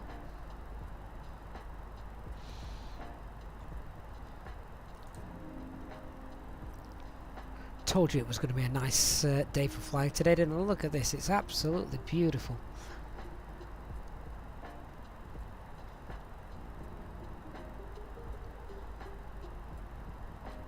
So if you are working today and you've got us on in the background and we're giving you something pretty to look at, let us know in the chat. I'd also, and I love doing this, I haven't asked this question for a while, I'd love to hear from anyone in the chat who's watching us maybe for the first time, or if not for the first time, has never commented in the chat.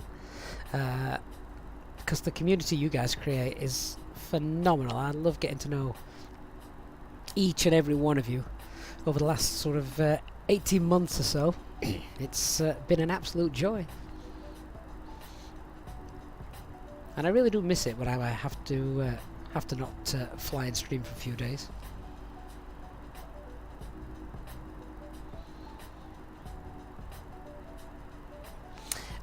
Skyline Aviation says, hello EasyJet Sim Pilot, I'm a huge fan and I've just got Microsoft Flight Simulator. At the moment I can only fly ILS approaches and not RNAV, so please could you show us how in this video. I can't show you in this video, we're not doing an RNAV approach into Palma, that's going to be ILS, but if you check out the channel then just type into YouTube EasyJet Sim Pilot RNAV approach.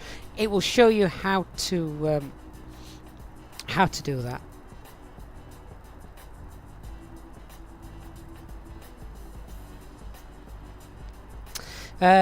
Nick, have you commented? Yes, absolutely. You got in there before everyone else, Nick. Jens, are EasyJet pilots not allowed to do visual approaches? It's not that they're not allowed to, it's the standard operating procedure not to. And a lot of airlines go through this. They want to use the highest level of automation that is possible. And obviously that would be ILS, RNAV or RMP, right down to sort of NDB, etc. For the non-precision approaches. I mean, they only take you so far. Then of course it's a visual approach, like coming into Skiathos, something like that. At the end of the day, that is a visual approach. But why would you do that if you've got a working ILS? Danny, currently flying to the 2-par waypoint, so you're perfectly on time. See? All is good. Sean Churchill, hello. Turbo Life, yeah man, you're working and lurking here in the eastern US. Boy, you're up early. Skyline Aviation, no problem at all.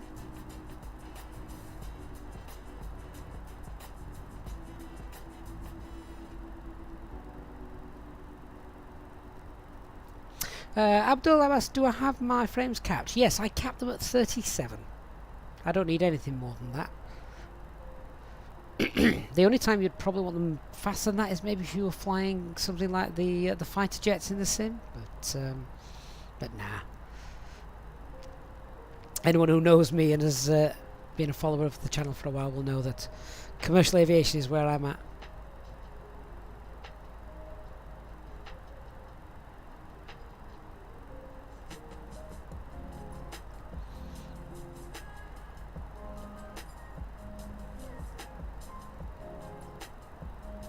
And as Christian has just said, Skyline Aviation, keep in mind that at the moment you can't fly real RNAV approaches with the A320NX. You'd have to fly that. I'm going to take slight issue with the word real RNAV approaches. You mean final approach? You can't fly them in final approach mode, Christian, because obviously final approach mode isn't working, because they are still real RNAV approaches, even if you're flying it in track FPA. Bear in mind, you can't fly in final approach mode if the temperature's too cold. So track FPA, perfectly acceptable. But yeah, the video that I referred to also does point that out. It teaches you how to fly them in track FPA or nav FPA.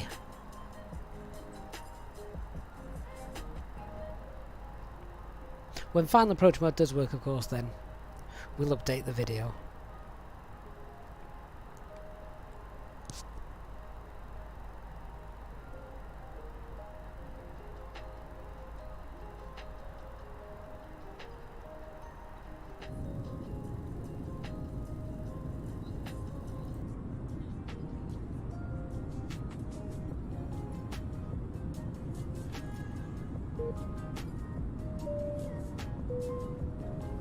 In just a few moments, we'll commence our in-flight service, offering you the chance to purchase a selection of hot beverages, together with drinks and snacks from the bar.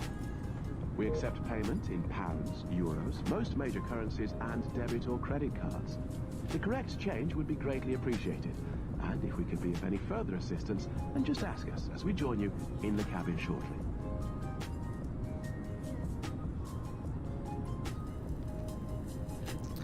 God knows what happened there. Pressed the wrong button.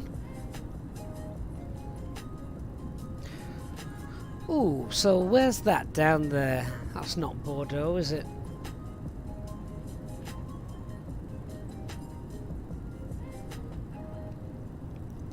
I feel like I've got a frog in my throat this morning. So, apologies to that. Can you guys hear the cabin ambience here? Just in the background, just a little bit.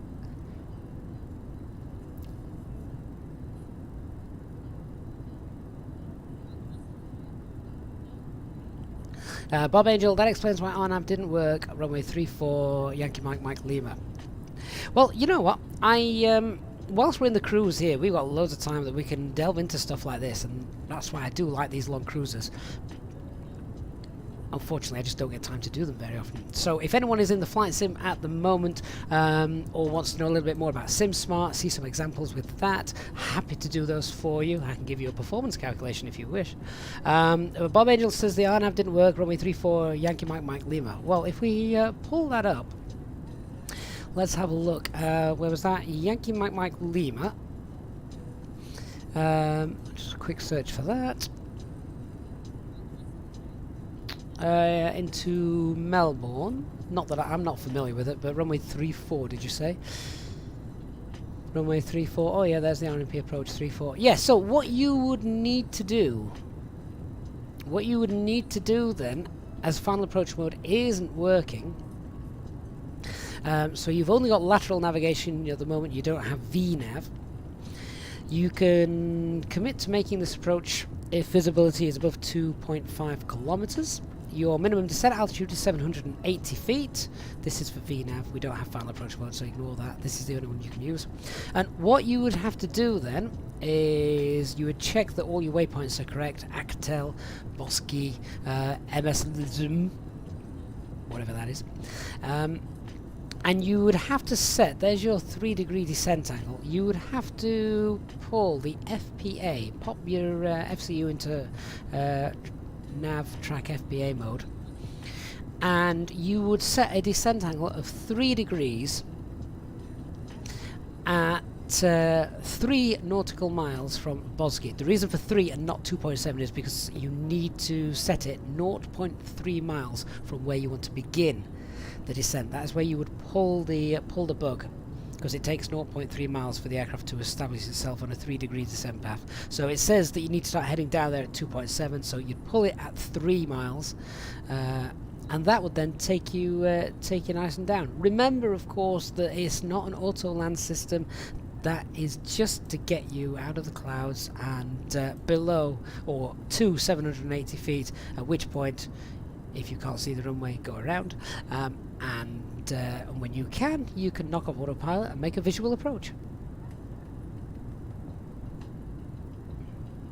David Badley, the performance app SimSmart is not yet available. It's still in beta, so there is no link for it just yet.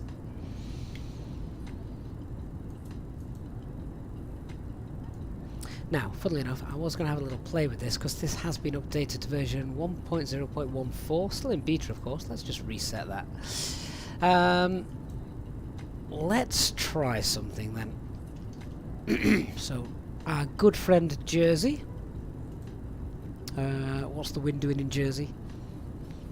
Ooh, ouch. So, wind 280, so that's going to be runway 26. Oh, there we go. Now I can use full length because I've updated my settings. Runway condition dry, anti-ice off, takeoff weight. Let's call it 65 tons. In fact, no. I'm going to be purposefully really heavy here. Danny, why wouldn't you use the LNAV VNAV minimums in that case, by the way? Because you don't have VNAV. Final approach, think of it this way, LNAV and VNAV is when you can use final approach mode. We can't use final approach mode, so we can only use LNAV. Lateral navigation.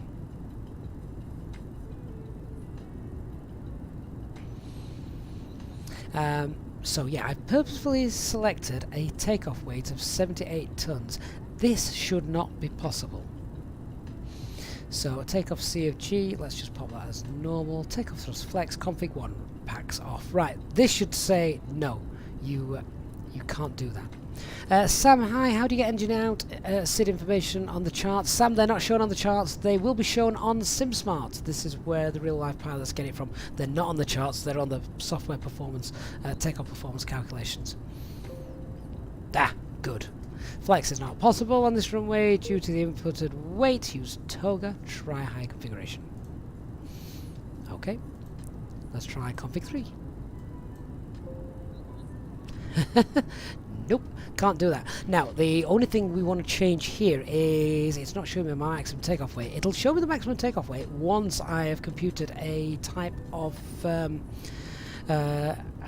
a takeoff performance calculation that can be completed. So now you'll see why this isn't available. So if I do select toga config 3, will that allow me to take off? No, we're still too heavy. Because if I now drop that down to say 60, try that. There you go. Maximum takeoff weight was 70 tons, so that's why it wouldn't let us do it. Estrix, you can't download SimSmart just yet. It's not in release, as you can see. It's still in beta, but we're hoping to get it out in the next couple of weeks now. So then, that's config 3. If I change to config 1, this maximum takeoff weight should decrease. Oh, yeah, there we go. It's gone down to 66. Excellent. Now, let's try putting the packs on and see if that changes. In fact, that might not change any of the V speeds. No, but if we are nice and light, can we go back to flex? We can go back to flex, that's okay. Now if I put the packs on, does that change flex from 53? Yeah, that knocks that down to 51. And if I put anti-ice on as well, does that change flex or V speeds? Yes, it does. Flex drops even lower. Good. Glad to see that anti-ice and packs are now playing a part in this. Don't think takeoff COG is affecting things.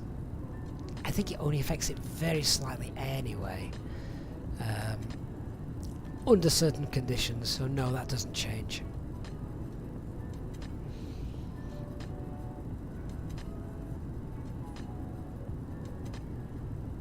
Great stuff.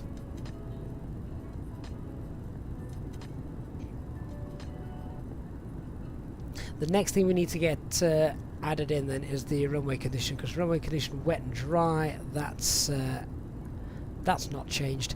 And then we also need to add in the wind component for headwinds and tailwinds. So there's still a few things that need to be added in before we're happy to release it.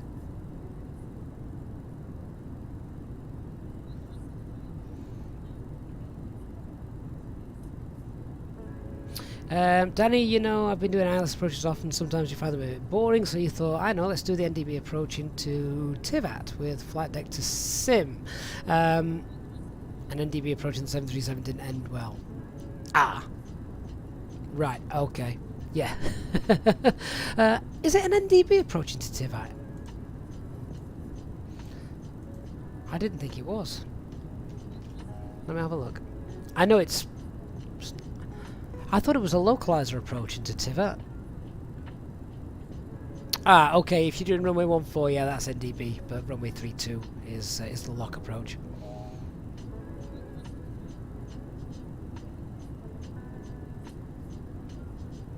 Yeah, Christian, it's absolutely not programmed by me. No chance. LA Kids 143, does the sim respond accurately to various flex speeds values? Yes, absolutely it does. So if you try to take off from Jersey at flex 70, then you'll probably run out of runway. What becomes really apparent is if you try to take off with a higher flex value and you do a V1 cut, you'll probably run out of runway.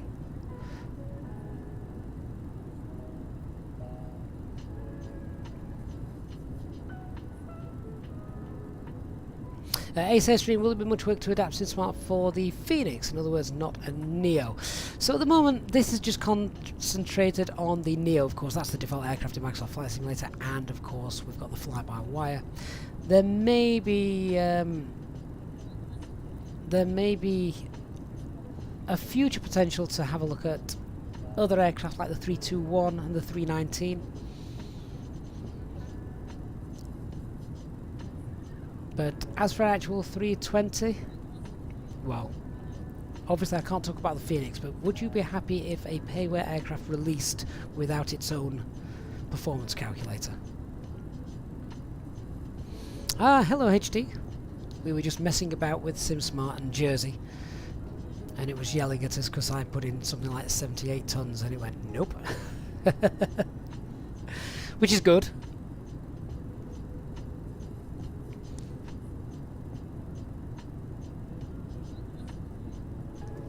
Hope the dog's behaving himself this morning for you.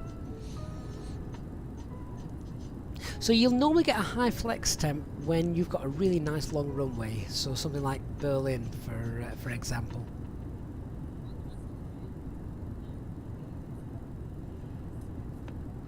Or Luxembourg. And for those who were, I can't remember who it was who was asking for engine out procedures, also for the beta testers as well, you now need to hit the reset button. Make sure you hit reset before you try and do another airport, just because it just clears all the fields, so there's no leftover coding, which can screw things up.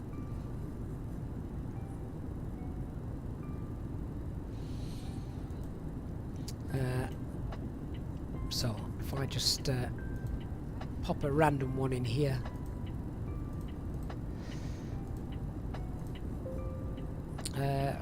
Sorry, flex isn't possible.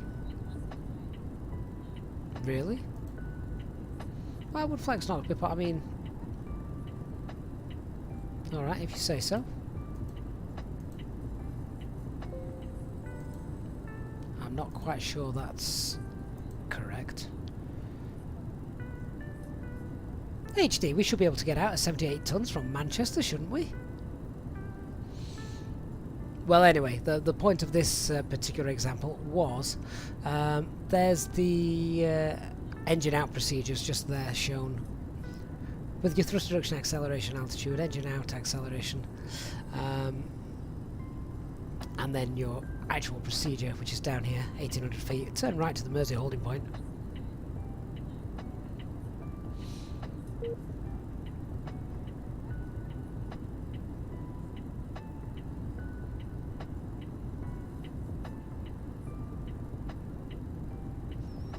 So, something not right with the data there.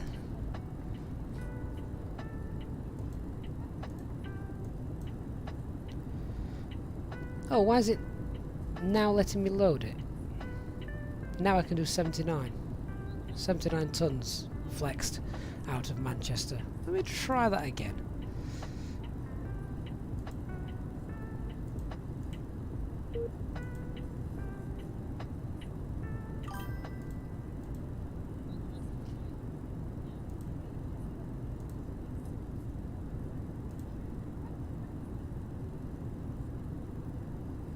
Ah, see, this is where some old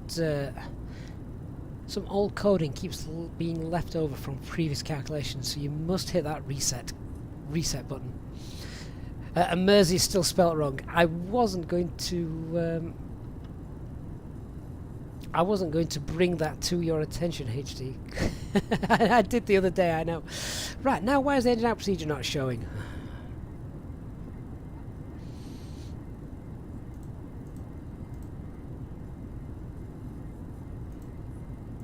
I'm not sure this reset. I think this reset button might just be for show. It's not clearing everything out, is it? If I close the app down. In fact, let's do that. Let me close the app down. I'm going to reopen it. Maybe the reset button is just for show and it doesn't work properly just yet. Right, now let's try a clean.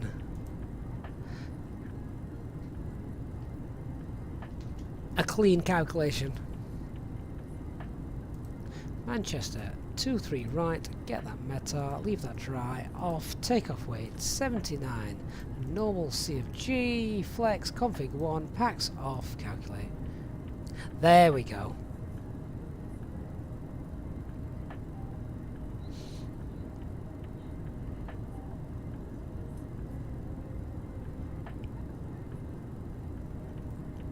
And this is what the guys in the beta testing group are hopefully finding issues like this so that we can resolve them. You wouldn't want us releasing this because at the moment the first calculation is fine, the second calculation is interesting. But I did get worried then when we did a takeoff at 79 tons and it went no. So that should be absolutely fine and possible. Pop the packs on. Flex changes. Pop anti-ice on. Flex changes again.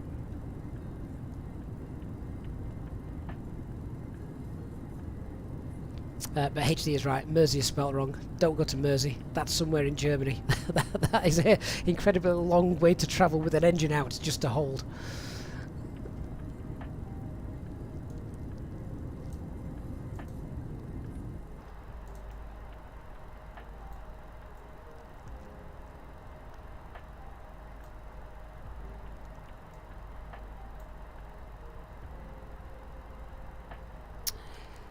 Oh, there's Toulouse coming up in about 22-23 mile.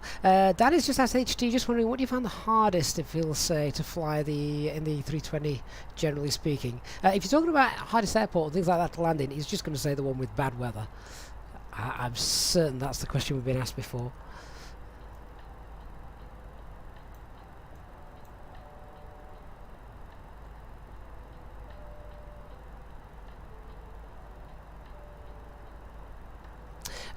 Christian, by the way, to get the new AirRack title to show them what to do, you have to deinstall the latest AirRack in the Nav Data Center first and then install the new one. See, I didn't do that. I just reinstalled potentially on top of the old one. So I will delete and then reinstall. No, you definitely don't need to reinstall the aircraft. That's fine.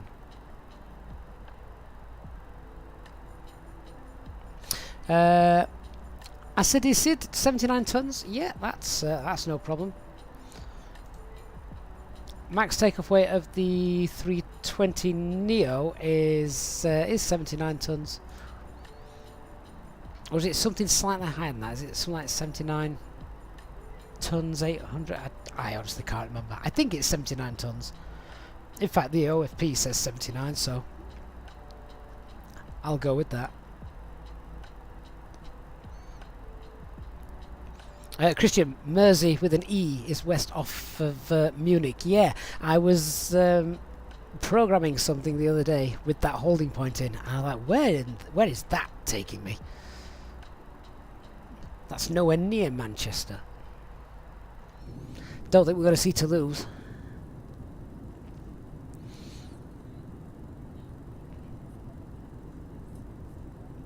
But I thought we'd have a look. We've nothing to lose. Ha.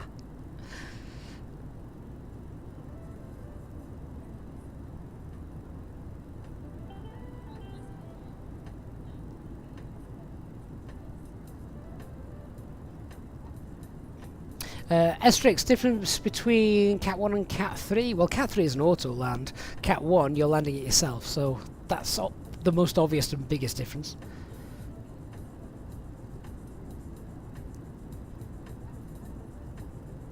Lucas, when does the performance calculator come out? So we just need to correct a couple of things. Things like the reset button not doing it needs to do a hard reset before you try and perform a second calculation.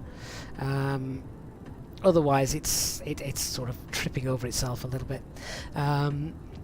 We need to add in the wet, dry runway conditions. That needs adding as well. HD sub-operators have a maximum takeoff weight of 77 tons. Oh, did not know that.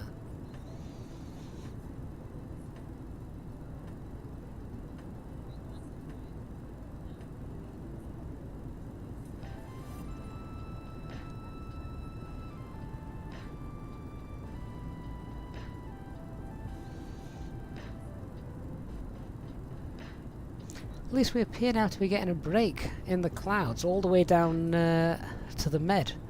Looking at our route just there.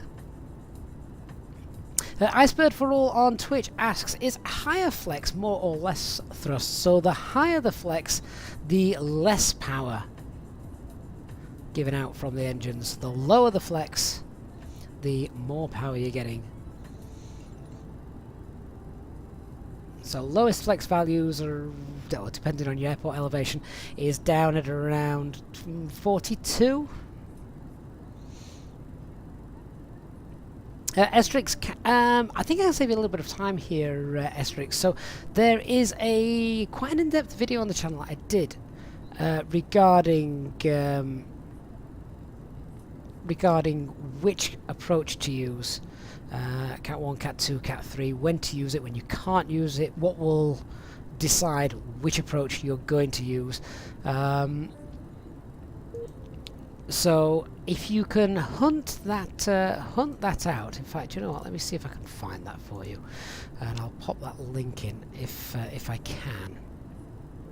Superfly, no politics on the channel, please. So 1 second.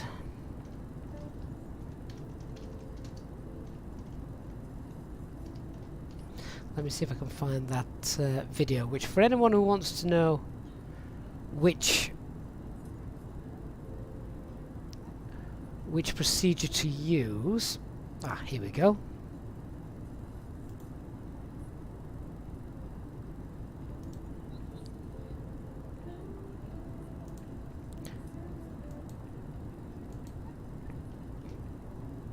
So there, I've just popped a link in there. For anyone who wants to know more about Cat 1, Cat 2, Cat 3, which one you want to use, when you want to use it, what decides which one you have to use, then check out that video. It will explain things for you. Mark, the clouds are like the Red Sea opening for me. They really are, aren't they?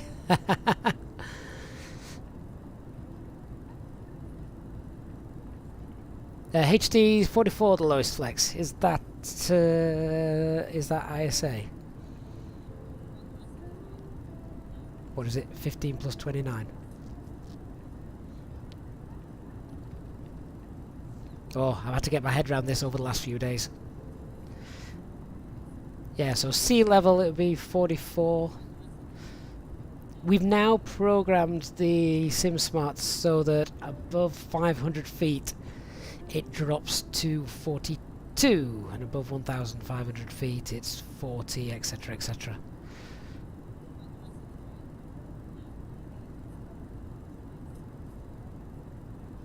Igor, will I get the Phoenix A320? Absolutely.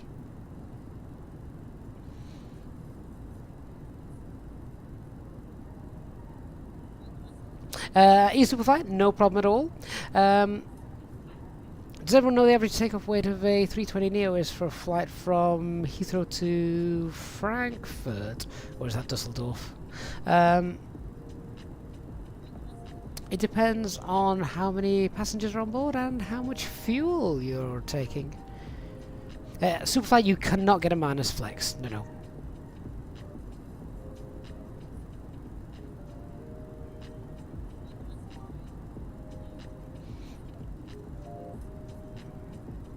Oh, suddenly I'm now flying towards clouds again. Looks like they didn't part completely for us.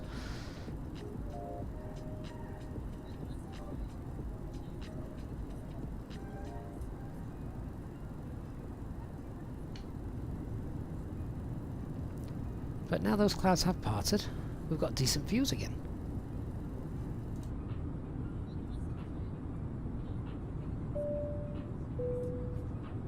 In just a few moments, we'll commence our in-flight service, offering you the chance to purchase a selection of hot beverages, together with drinks and snacks from the bar. We accept payment in pounds, euros, most major currencies, and debit or credit cards. The correct change would be greatly appreciated, and if we can be of any further assistance, then just ask us as we join you in the cabin shortly.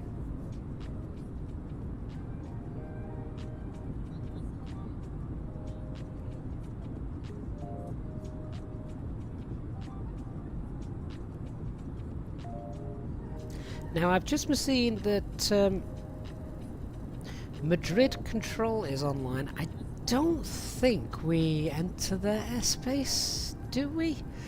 I'm just scrolling down the OFP to see. No, it's the Barcelona flight information region we go into. Right, if anyone can get onto Flight Radar 24, which way are they landing? I'm just going to send another weather request off, see what's happening.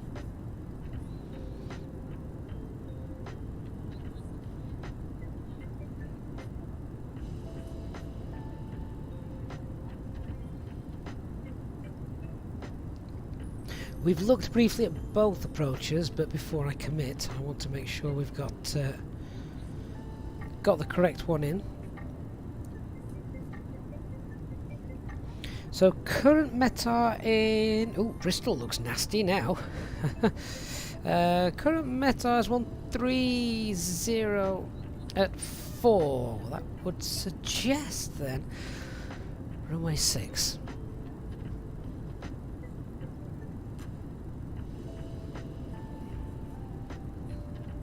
Tribune, does self-loading cargo decrease flight sim FPS? Not that I've noticed. No, no.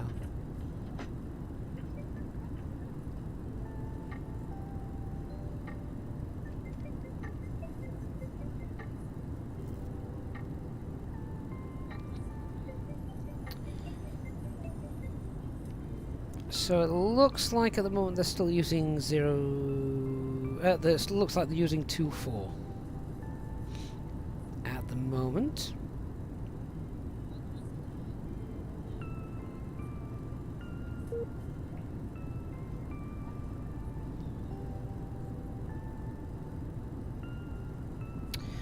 Have they put a waiting time on Flight Radar 24? Oh, good gracious, I've not seen that before. I'm actually on.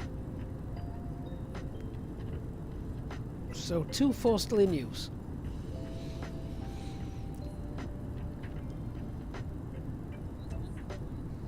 And as Michael's just confirmed, yeah, they're landing from the east.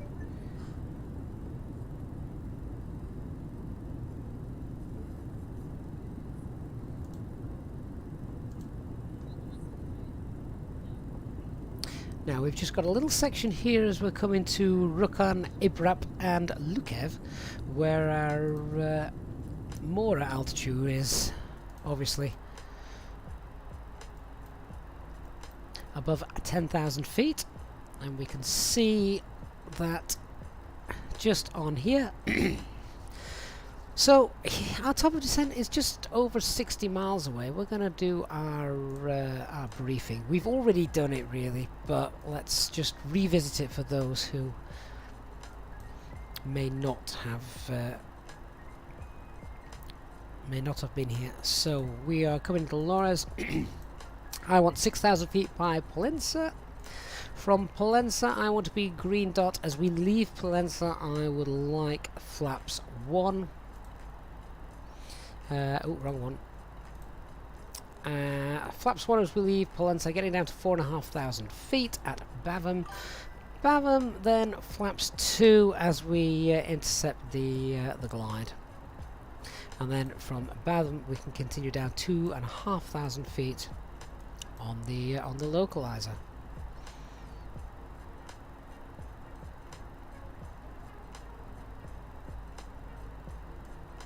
Let's just talk about the missed approach. So we climb out on runway heading to 420 feet left turn, but not before the 193 radial from Palma Saint-Jean, and follow the 193 climbing 3000.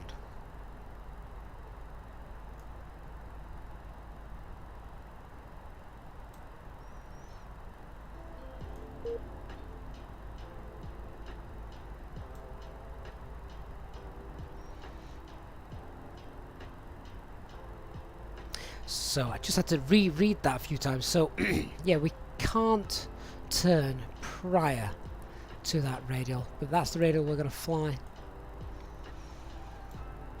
Climbs 3000, contact ATC. So we're going to get that, and we'll pop that on the navigation display. So I'll just show you how we're going to do that. If I just bring that down here. Just make a quick scribble of this as well. So wind 130 at 4. Temperature, that's heating up nicely, isn't it? 19 degrees. QNH 1021.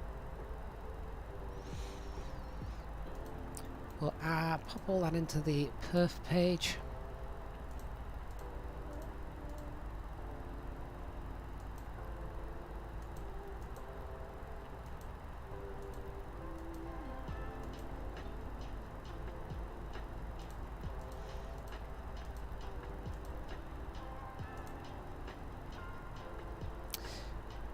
And what's the barrow for this approach? It is 239.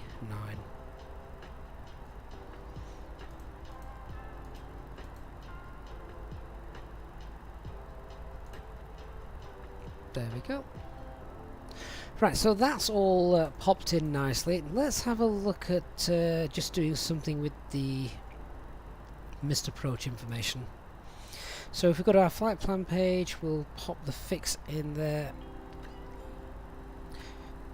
on the second page. What is it? Julia Oscar Alpha.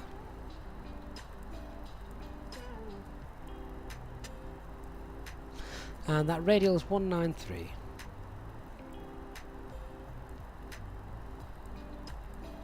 There we go. So if we now have a quick look, we should see, if I zoom out far enough, there we go, that's our missed approach track.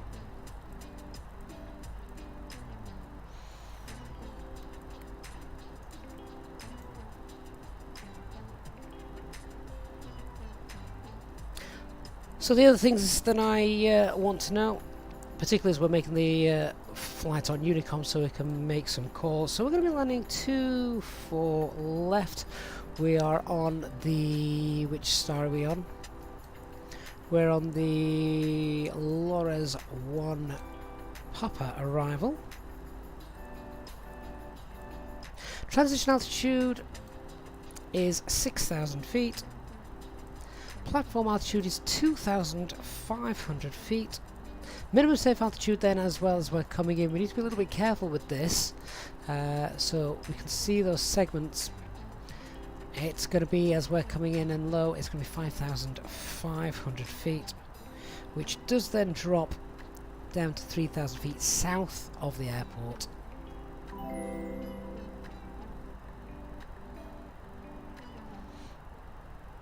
And that's all based off the Joe VOR, which is just here. What I could do is actually I could build up this particular picture.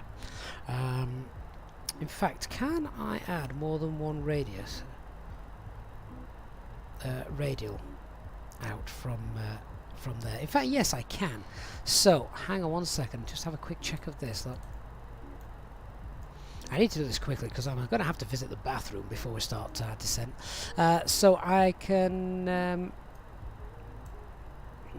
pop in here the reciprocals of this. So I've got this little sector here. So that's going to be 029.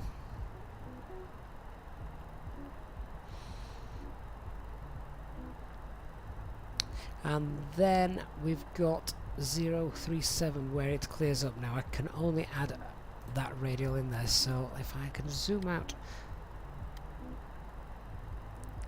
there we go. So north of this, we can consider it 5,500, 7,000 if we were north of the airport, but that shouldn't affect us. Actually, it would probably make more sense to put the 237 radial in there. Let me change that. So that's going to be 057 for the reciprocal of that. There we go. That's better. So yeah, north of this is going to be 550 feet. South of that, 3,000 feet. Just so we've got a nice visual display there. And that line is our missed approach path. Colin, thank you very much for your kind super chat. Colin, hope you're well today, enjoying the Thursday morning flight. I say morning, it's afternoon now, isn't it?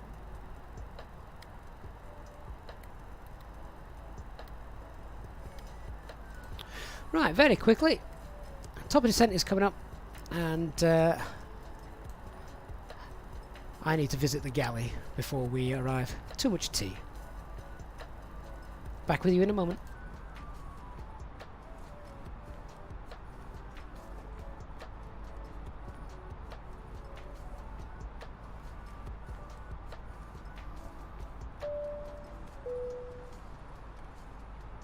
Ladies and gentlemen, from FlyByWire once again, you will be delighted to hear that we will shortly be starting our descent into our destination, at which point the cabin crew will start preparing for our arrival.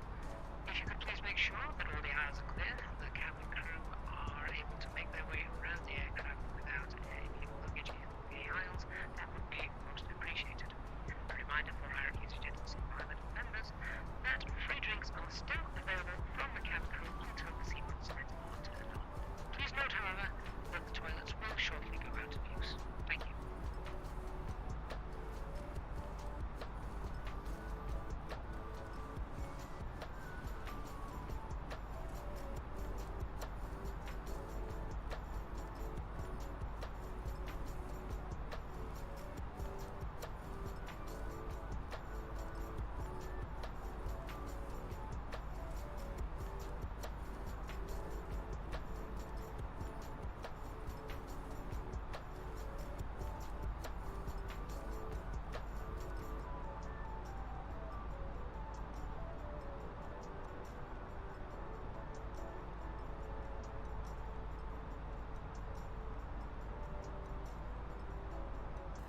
Right guys, let's head down. So we're going to go down initially just to file 110. Just a quick paranoia check before I do that. Check there's no ATC online. No, none that affects us anyway. Alright, thrust idle, open descent, 100 blue.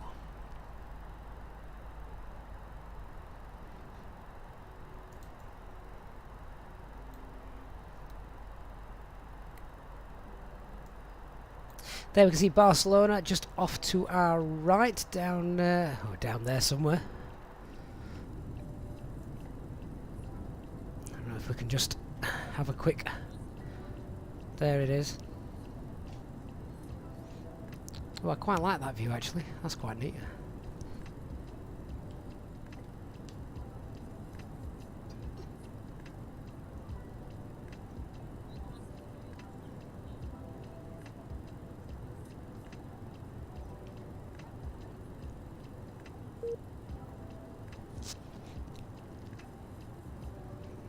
Well, boy, did I fly to Copenhagen the day before yesterday? Yes, I did. Can't remember when that was, but yes, we did.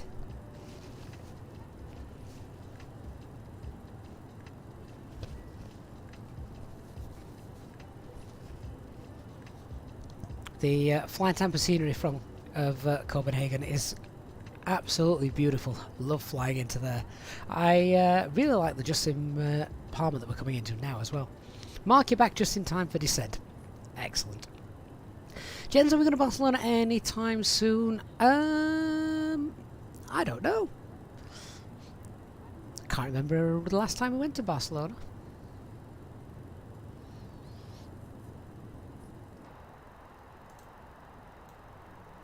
Right, well, enough sightseeing. There's not much to look at now anyway. Jack Plays on Twitch. Hello to you.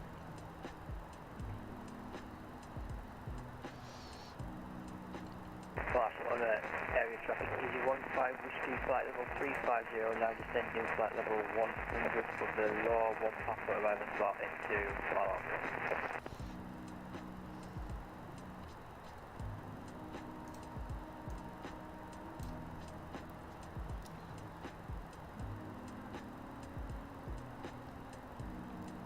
If we just double check as well, I'm quite happy with the taxi here in into Palma, but we look to vacate at either Sierra 1, Sierra 2, and then HD, correct me if I'm wrong, we're all the way around here, are we not?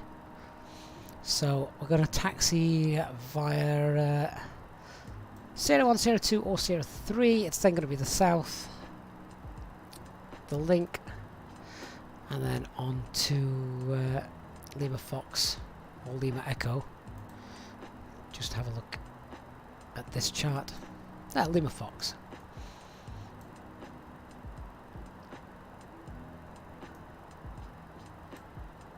Here's the plan.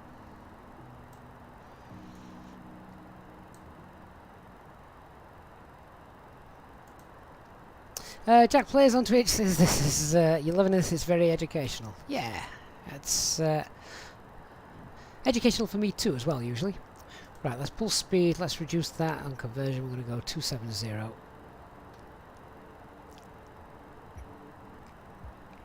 And we'll keep an eye then now on our track mileage. Our track mileage looks good, we're 112 miles away. So that's nicely beneath the profile, which is what we want, and we're just slowing down a little bit as well, so that rate of descent's just dropped off ever so slightly. It'll pick back up again.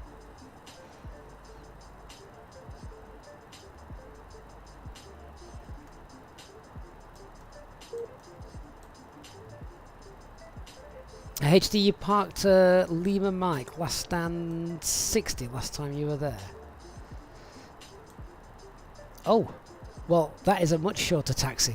So in that case, do you know what? I'm gonna opt for that. So we're aiming for stand 60. So it's going to be Sierra 2. Hopefully we'll get off there, and then we'll taxi straight on from Mike out on stand 60. How on earth do you remember where you taxied and landed last? I mean, sure, maybe a flight you did the last 2 or 3 days ago, but unless you were in Palma 2 or 3 days ago, of course.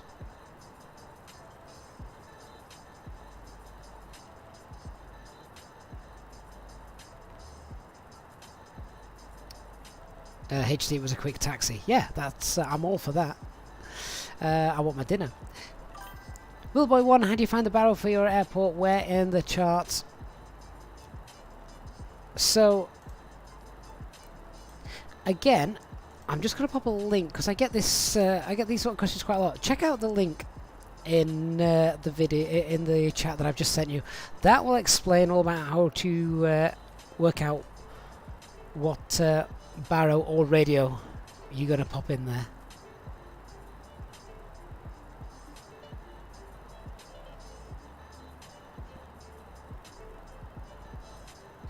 Ace, a visit to Naples would be good. Offset, localize. I said we've done that before, I think.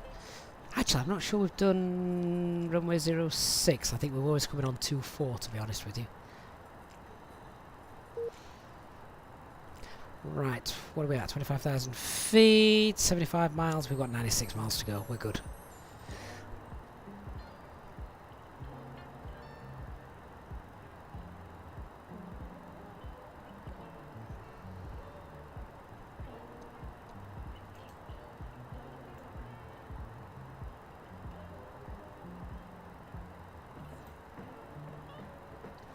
So still nicely below the profile, which gives us lots of slowing down time.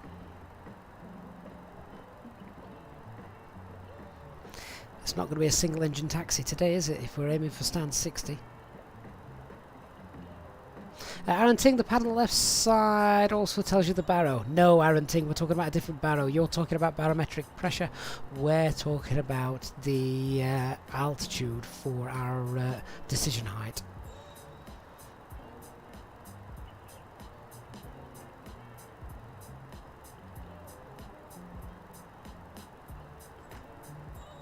Danny, are you after Naples after this flight? Good call. If only I'd got the rest of the day to join you. Fontani2512 on Twitch, thank you for following as well. A couple of minutes ago.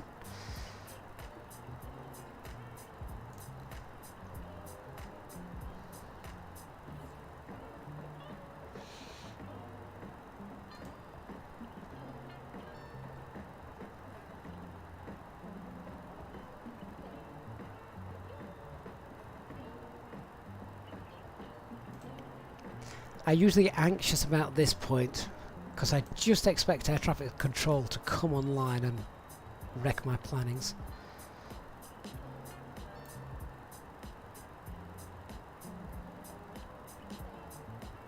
Aaron Ting, I think the difference would be because he said baro, he's talking about in the perf page, he's talking about this field here, the baro, not the QNH. Fred the Red 58, yeah, they're landing real live, runway 24 left at the moment.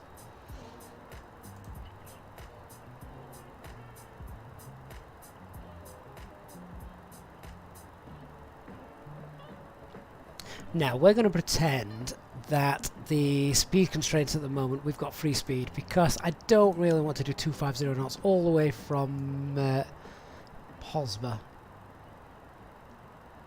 Particularly if there's no traffic in front of us. Obviously we'll do 250 below 10,000 feet.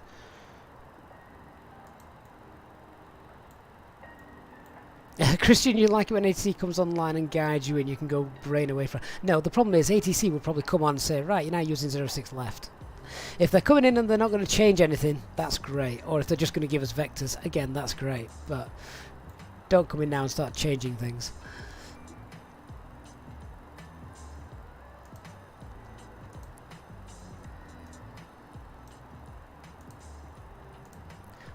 Hope you guys have enjoyed today's flight. As I say, I am away now until next week, so please do give the stream a like if you haven't done so already. And if you are new, don't forget to hit the subscribe button.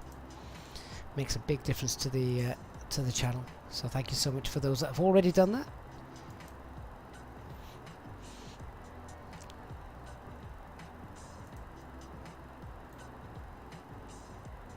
So John, why would you use the baro over radio? So yeah, as HD's just answered you, baro is for Cat 1 landings, the radio is for auto lands.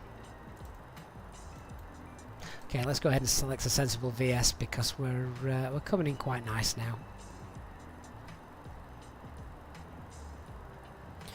About 70 miles to go. And we're close to about 10,000 feet below profile, which that sounds like a big deal, doesn't it? But Not really. Not when I can now select a good, sensible VS rate. I can now also be safe in the knowledge I've got plenty of time to select the select green dot and get down to that. Taliban Buddy, if you require help with something like that, I would imagine if you get on our Discord server and send some screenshots and things, because it's one of those that it's probably going to be not easy to diagnose unless we can see some images. And John, thank you so much for subscribing. Hope to see you on some future flights with us.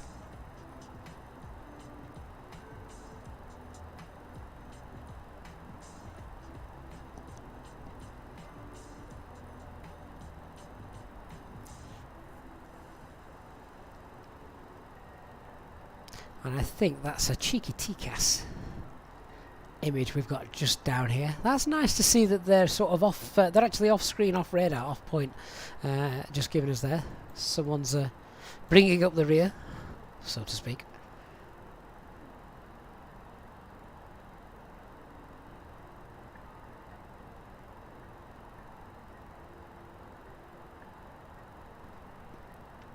$60 miles to go, so now we see we're only 5,000 feet below the profile.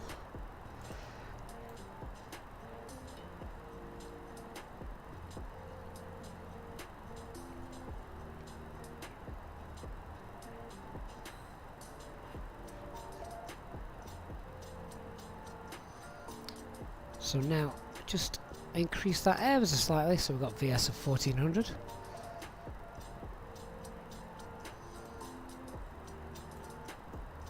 HD, you wouldn't see TCAS targets below the aircraft image. Oh, would you not? I thought you could see them sort of off to the side. Oh, well, actually, yeah, off to the side.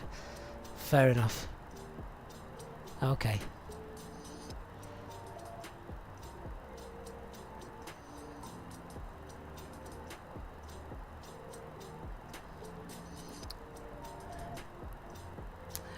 Yanu, you'll come to learn very quickly my pronunciation of all things is pretty rubbish, although I do particularly like Netherlandish. That's great. Tim Perry, thank you for coming on board for us for our landing. Really glad you enjoy the channel and its content.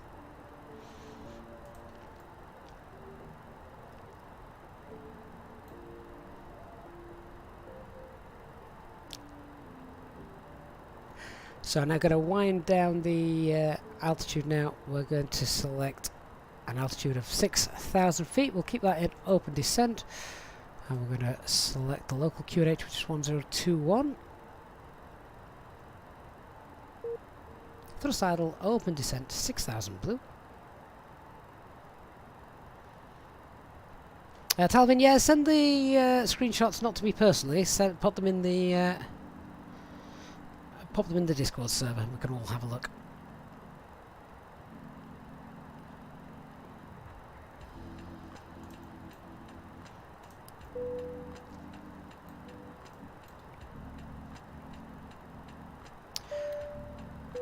Okay, so we shall look to run our approach checklist. So seatbelt signs are on. Our arrival brief is completed. Minimums 239. Engine mode selector is normal. EFB is stowed.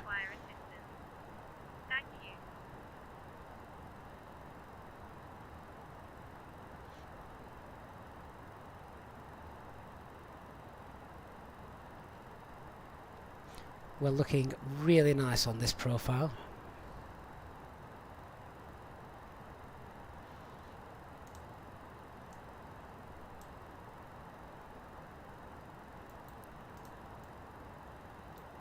Let's activate the approach. Start to reduce speed.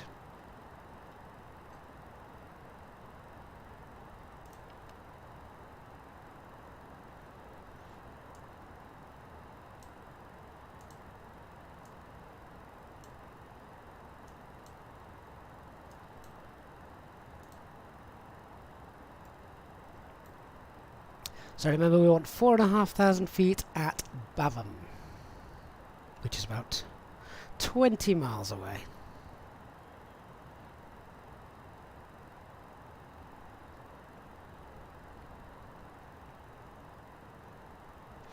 Actually, just looking at that, I need to factor in a fraction more slowing down time. So let's just pop a bit of speed brake in, get underneath that profile. I've then got a chance to get down to green dot.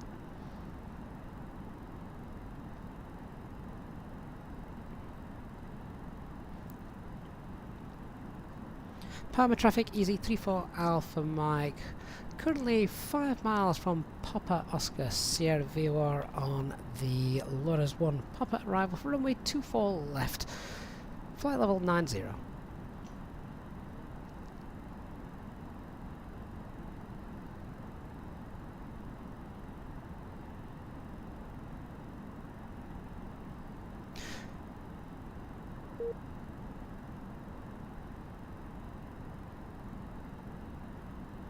Yeah, too much gassing at my end means I'm now killing fairies. That never happens in the real world.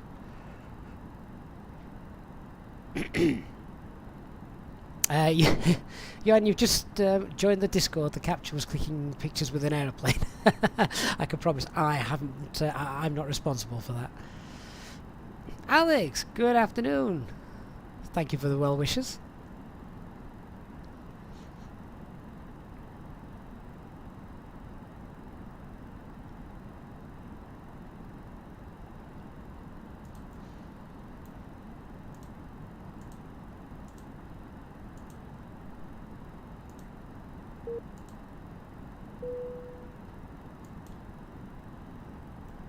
Cabin crew, about 15 minutes to landing if you can prepare the cabin, thank you.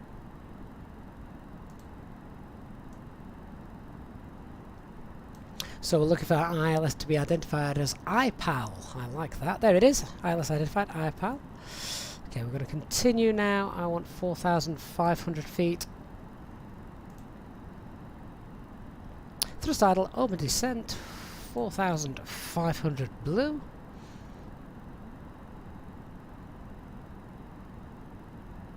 $25 miles out.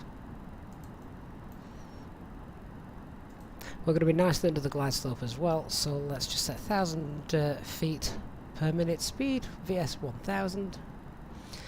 And let's now look at start slowing to our green dot in a moment.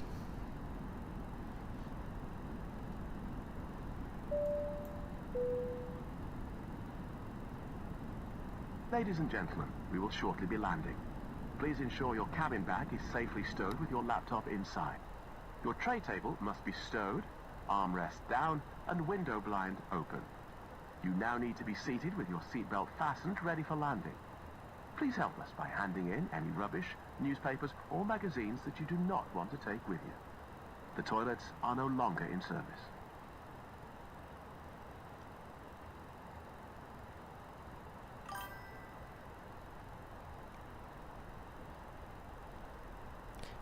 So pop those speed brakes away, don't need those.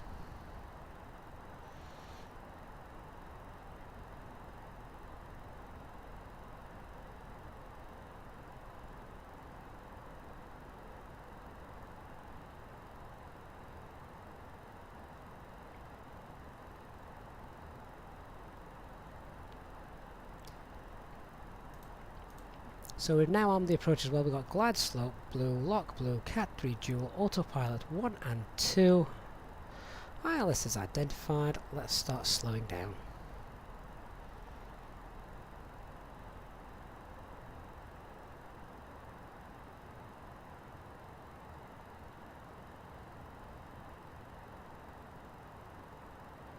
Glide slope is alive.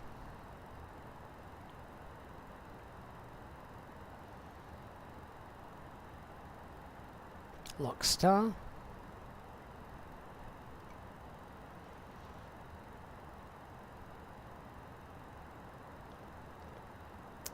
And flaps 1, speeds checked. Flaps 1.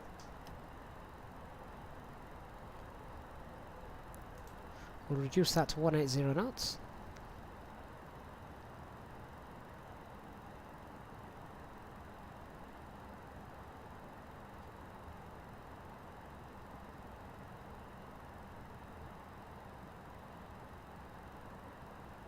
just see the airport ahead of us. Flaps 2, speed's checked.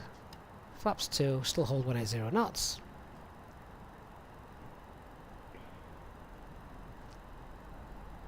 Now we should get the glide slope capture in a moment. Oh, I think that worked out rather beautifully, even if I do say so myself. Not a perfect CDA by any means, but good enough. Glide slope star. Missed approach altitude is 3000.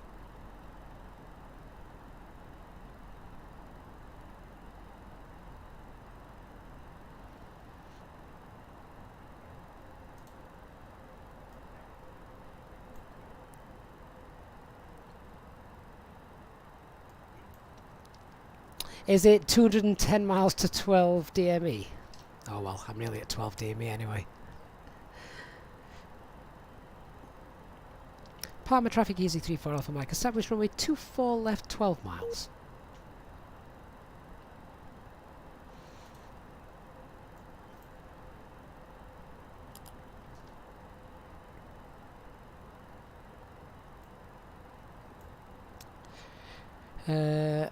Why are the taxi lights on? Does anyone know if FlyByWire have changed the key bindings recently and how they operate? Because I had the side stick set up, but I set it up months back, so they may have changed a few things since.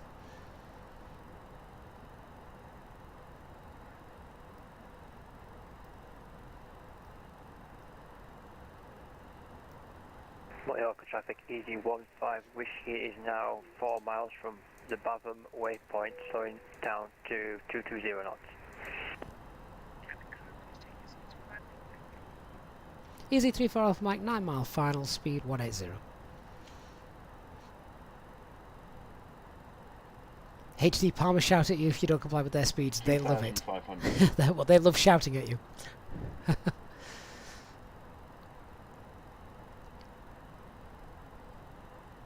Rather than music, indeed, there is a missed approach procedure on the.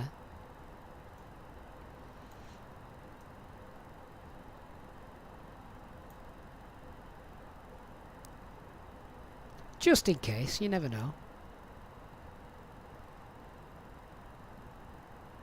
Easy 3523 at 4,500 feet.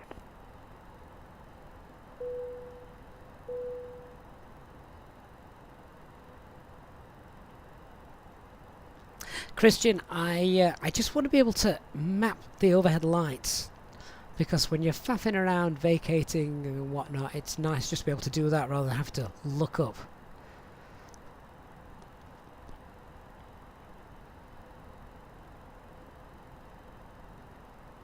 Okay, 5 mile final, let's start slowing down. Easy 3523, I'll do a quick gear. Just to keep spacing. Spoilers. Flaps 3, speeds checked, flaps 3. Ding the cabin. 1000.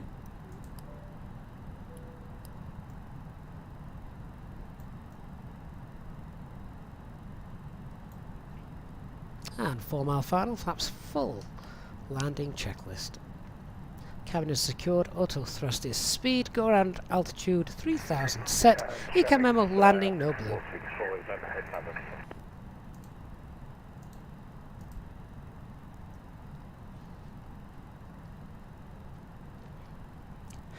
As I said, we don't need to get the gear down that early. 5 miles is enough. Now for the fun bit. Autopilot disconnected, I have control. Slight tailwind from the left.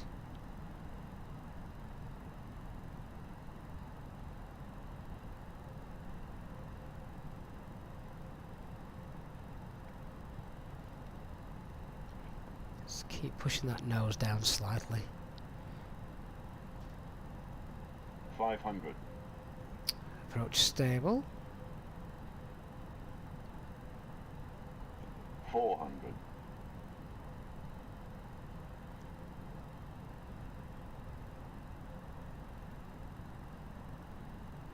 300.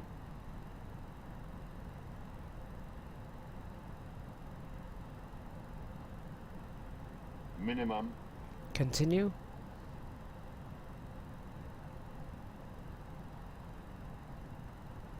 $100.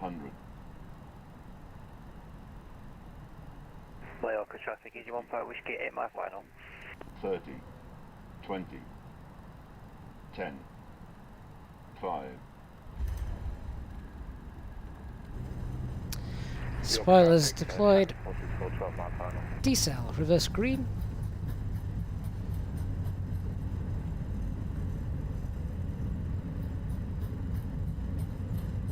$70 knots, reverses off. Disconnect the auto brake.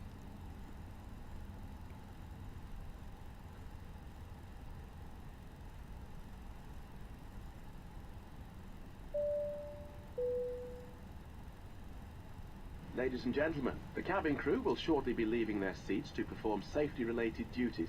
However, we ask that you remain seated until the fasten Palma seatbelt traffic, sign runway has been 24 left switched off. vacated. Portable electronic devices for messaging, calls or internet access may now be used. Please make sure that you take all your personal belongings with you, checking in the seat pocket, underneath the seat and in the overhead lockers. Do take care when opening the lockers in case anything falls out. Smoking is not permitted until you reach a designated smoking area. On behalf of the captain and the crew, it has been our pleasure looking after you today. Our ground crew will help you complete your EasyJet journey. So this is where I want everything mapped so I can just turn all those off without having to mess around. Or EasyJet app.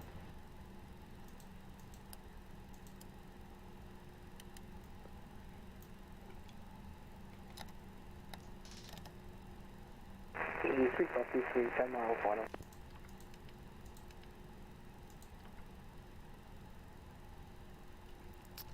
Stand 60 it is.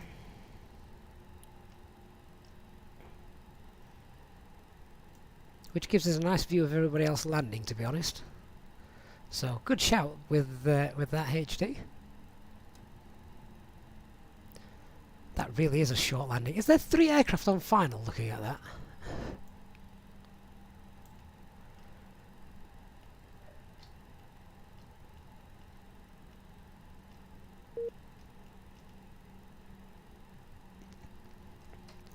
Parking brakes set. And APU. I've not even started the APU. We'll give that a second. Whilst I'm waiting for that, look at this. String of pearls.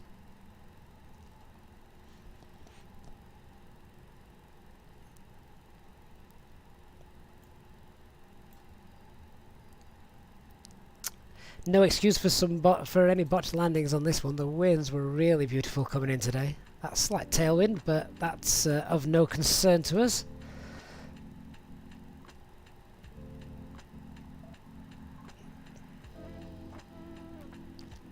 Looks like Heathrow, doesn't it? That's really nice. How's that APU doing? Not yet. Actually, we wouldn't need another minute for the engines anyway. We need a 3-minute cooldown. That looks like a nice landing, whoever's coming in first. Well played. This looks a tad close. Not unless he can get off here. Oh, this is entertaining. Vacate, vacate, vacate, vacate.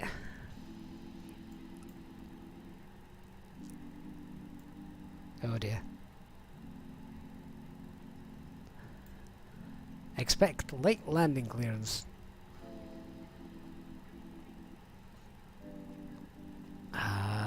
Go on, go on, go on, go on, go on, go on, go, go, go, go, go. He's off. He's off. Easy 15 Whiskey vacated. Oh, late landing clearance. Shannon 464 landing. Is that Nick? Squeaky bum time, Nick.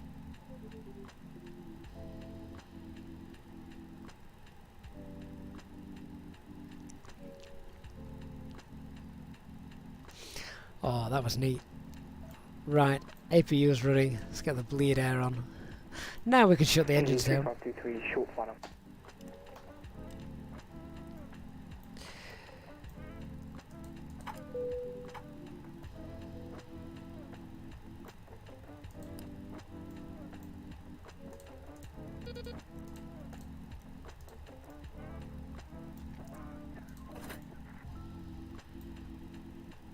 Palma traffic, runway 24 left, vacated. Oh, and he's got plenty of time to come in as well. Fantastic.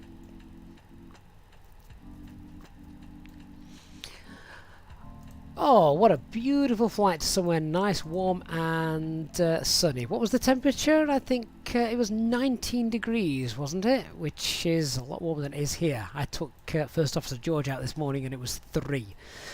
So yeah, much nicer here. We've now got some ground crew, I think. The Jet 2's just come in. Oh, that's quite a nice, realistic sight, isn't it?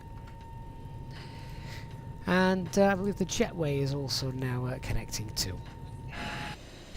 Right, guys, thank you so much for your company today. As I say, really sorry, but that's going to be the last one for a couple of days. Till next week, actually, as I am now away. But really glad we were able to get a decent length stream in today. A good 3-hour stream. That doesn't happen very often anymore as life returns slowly to normal.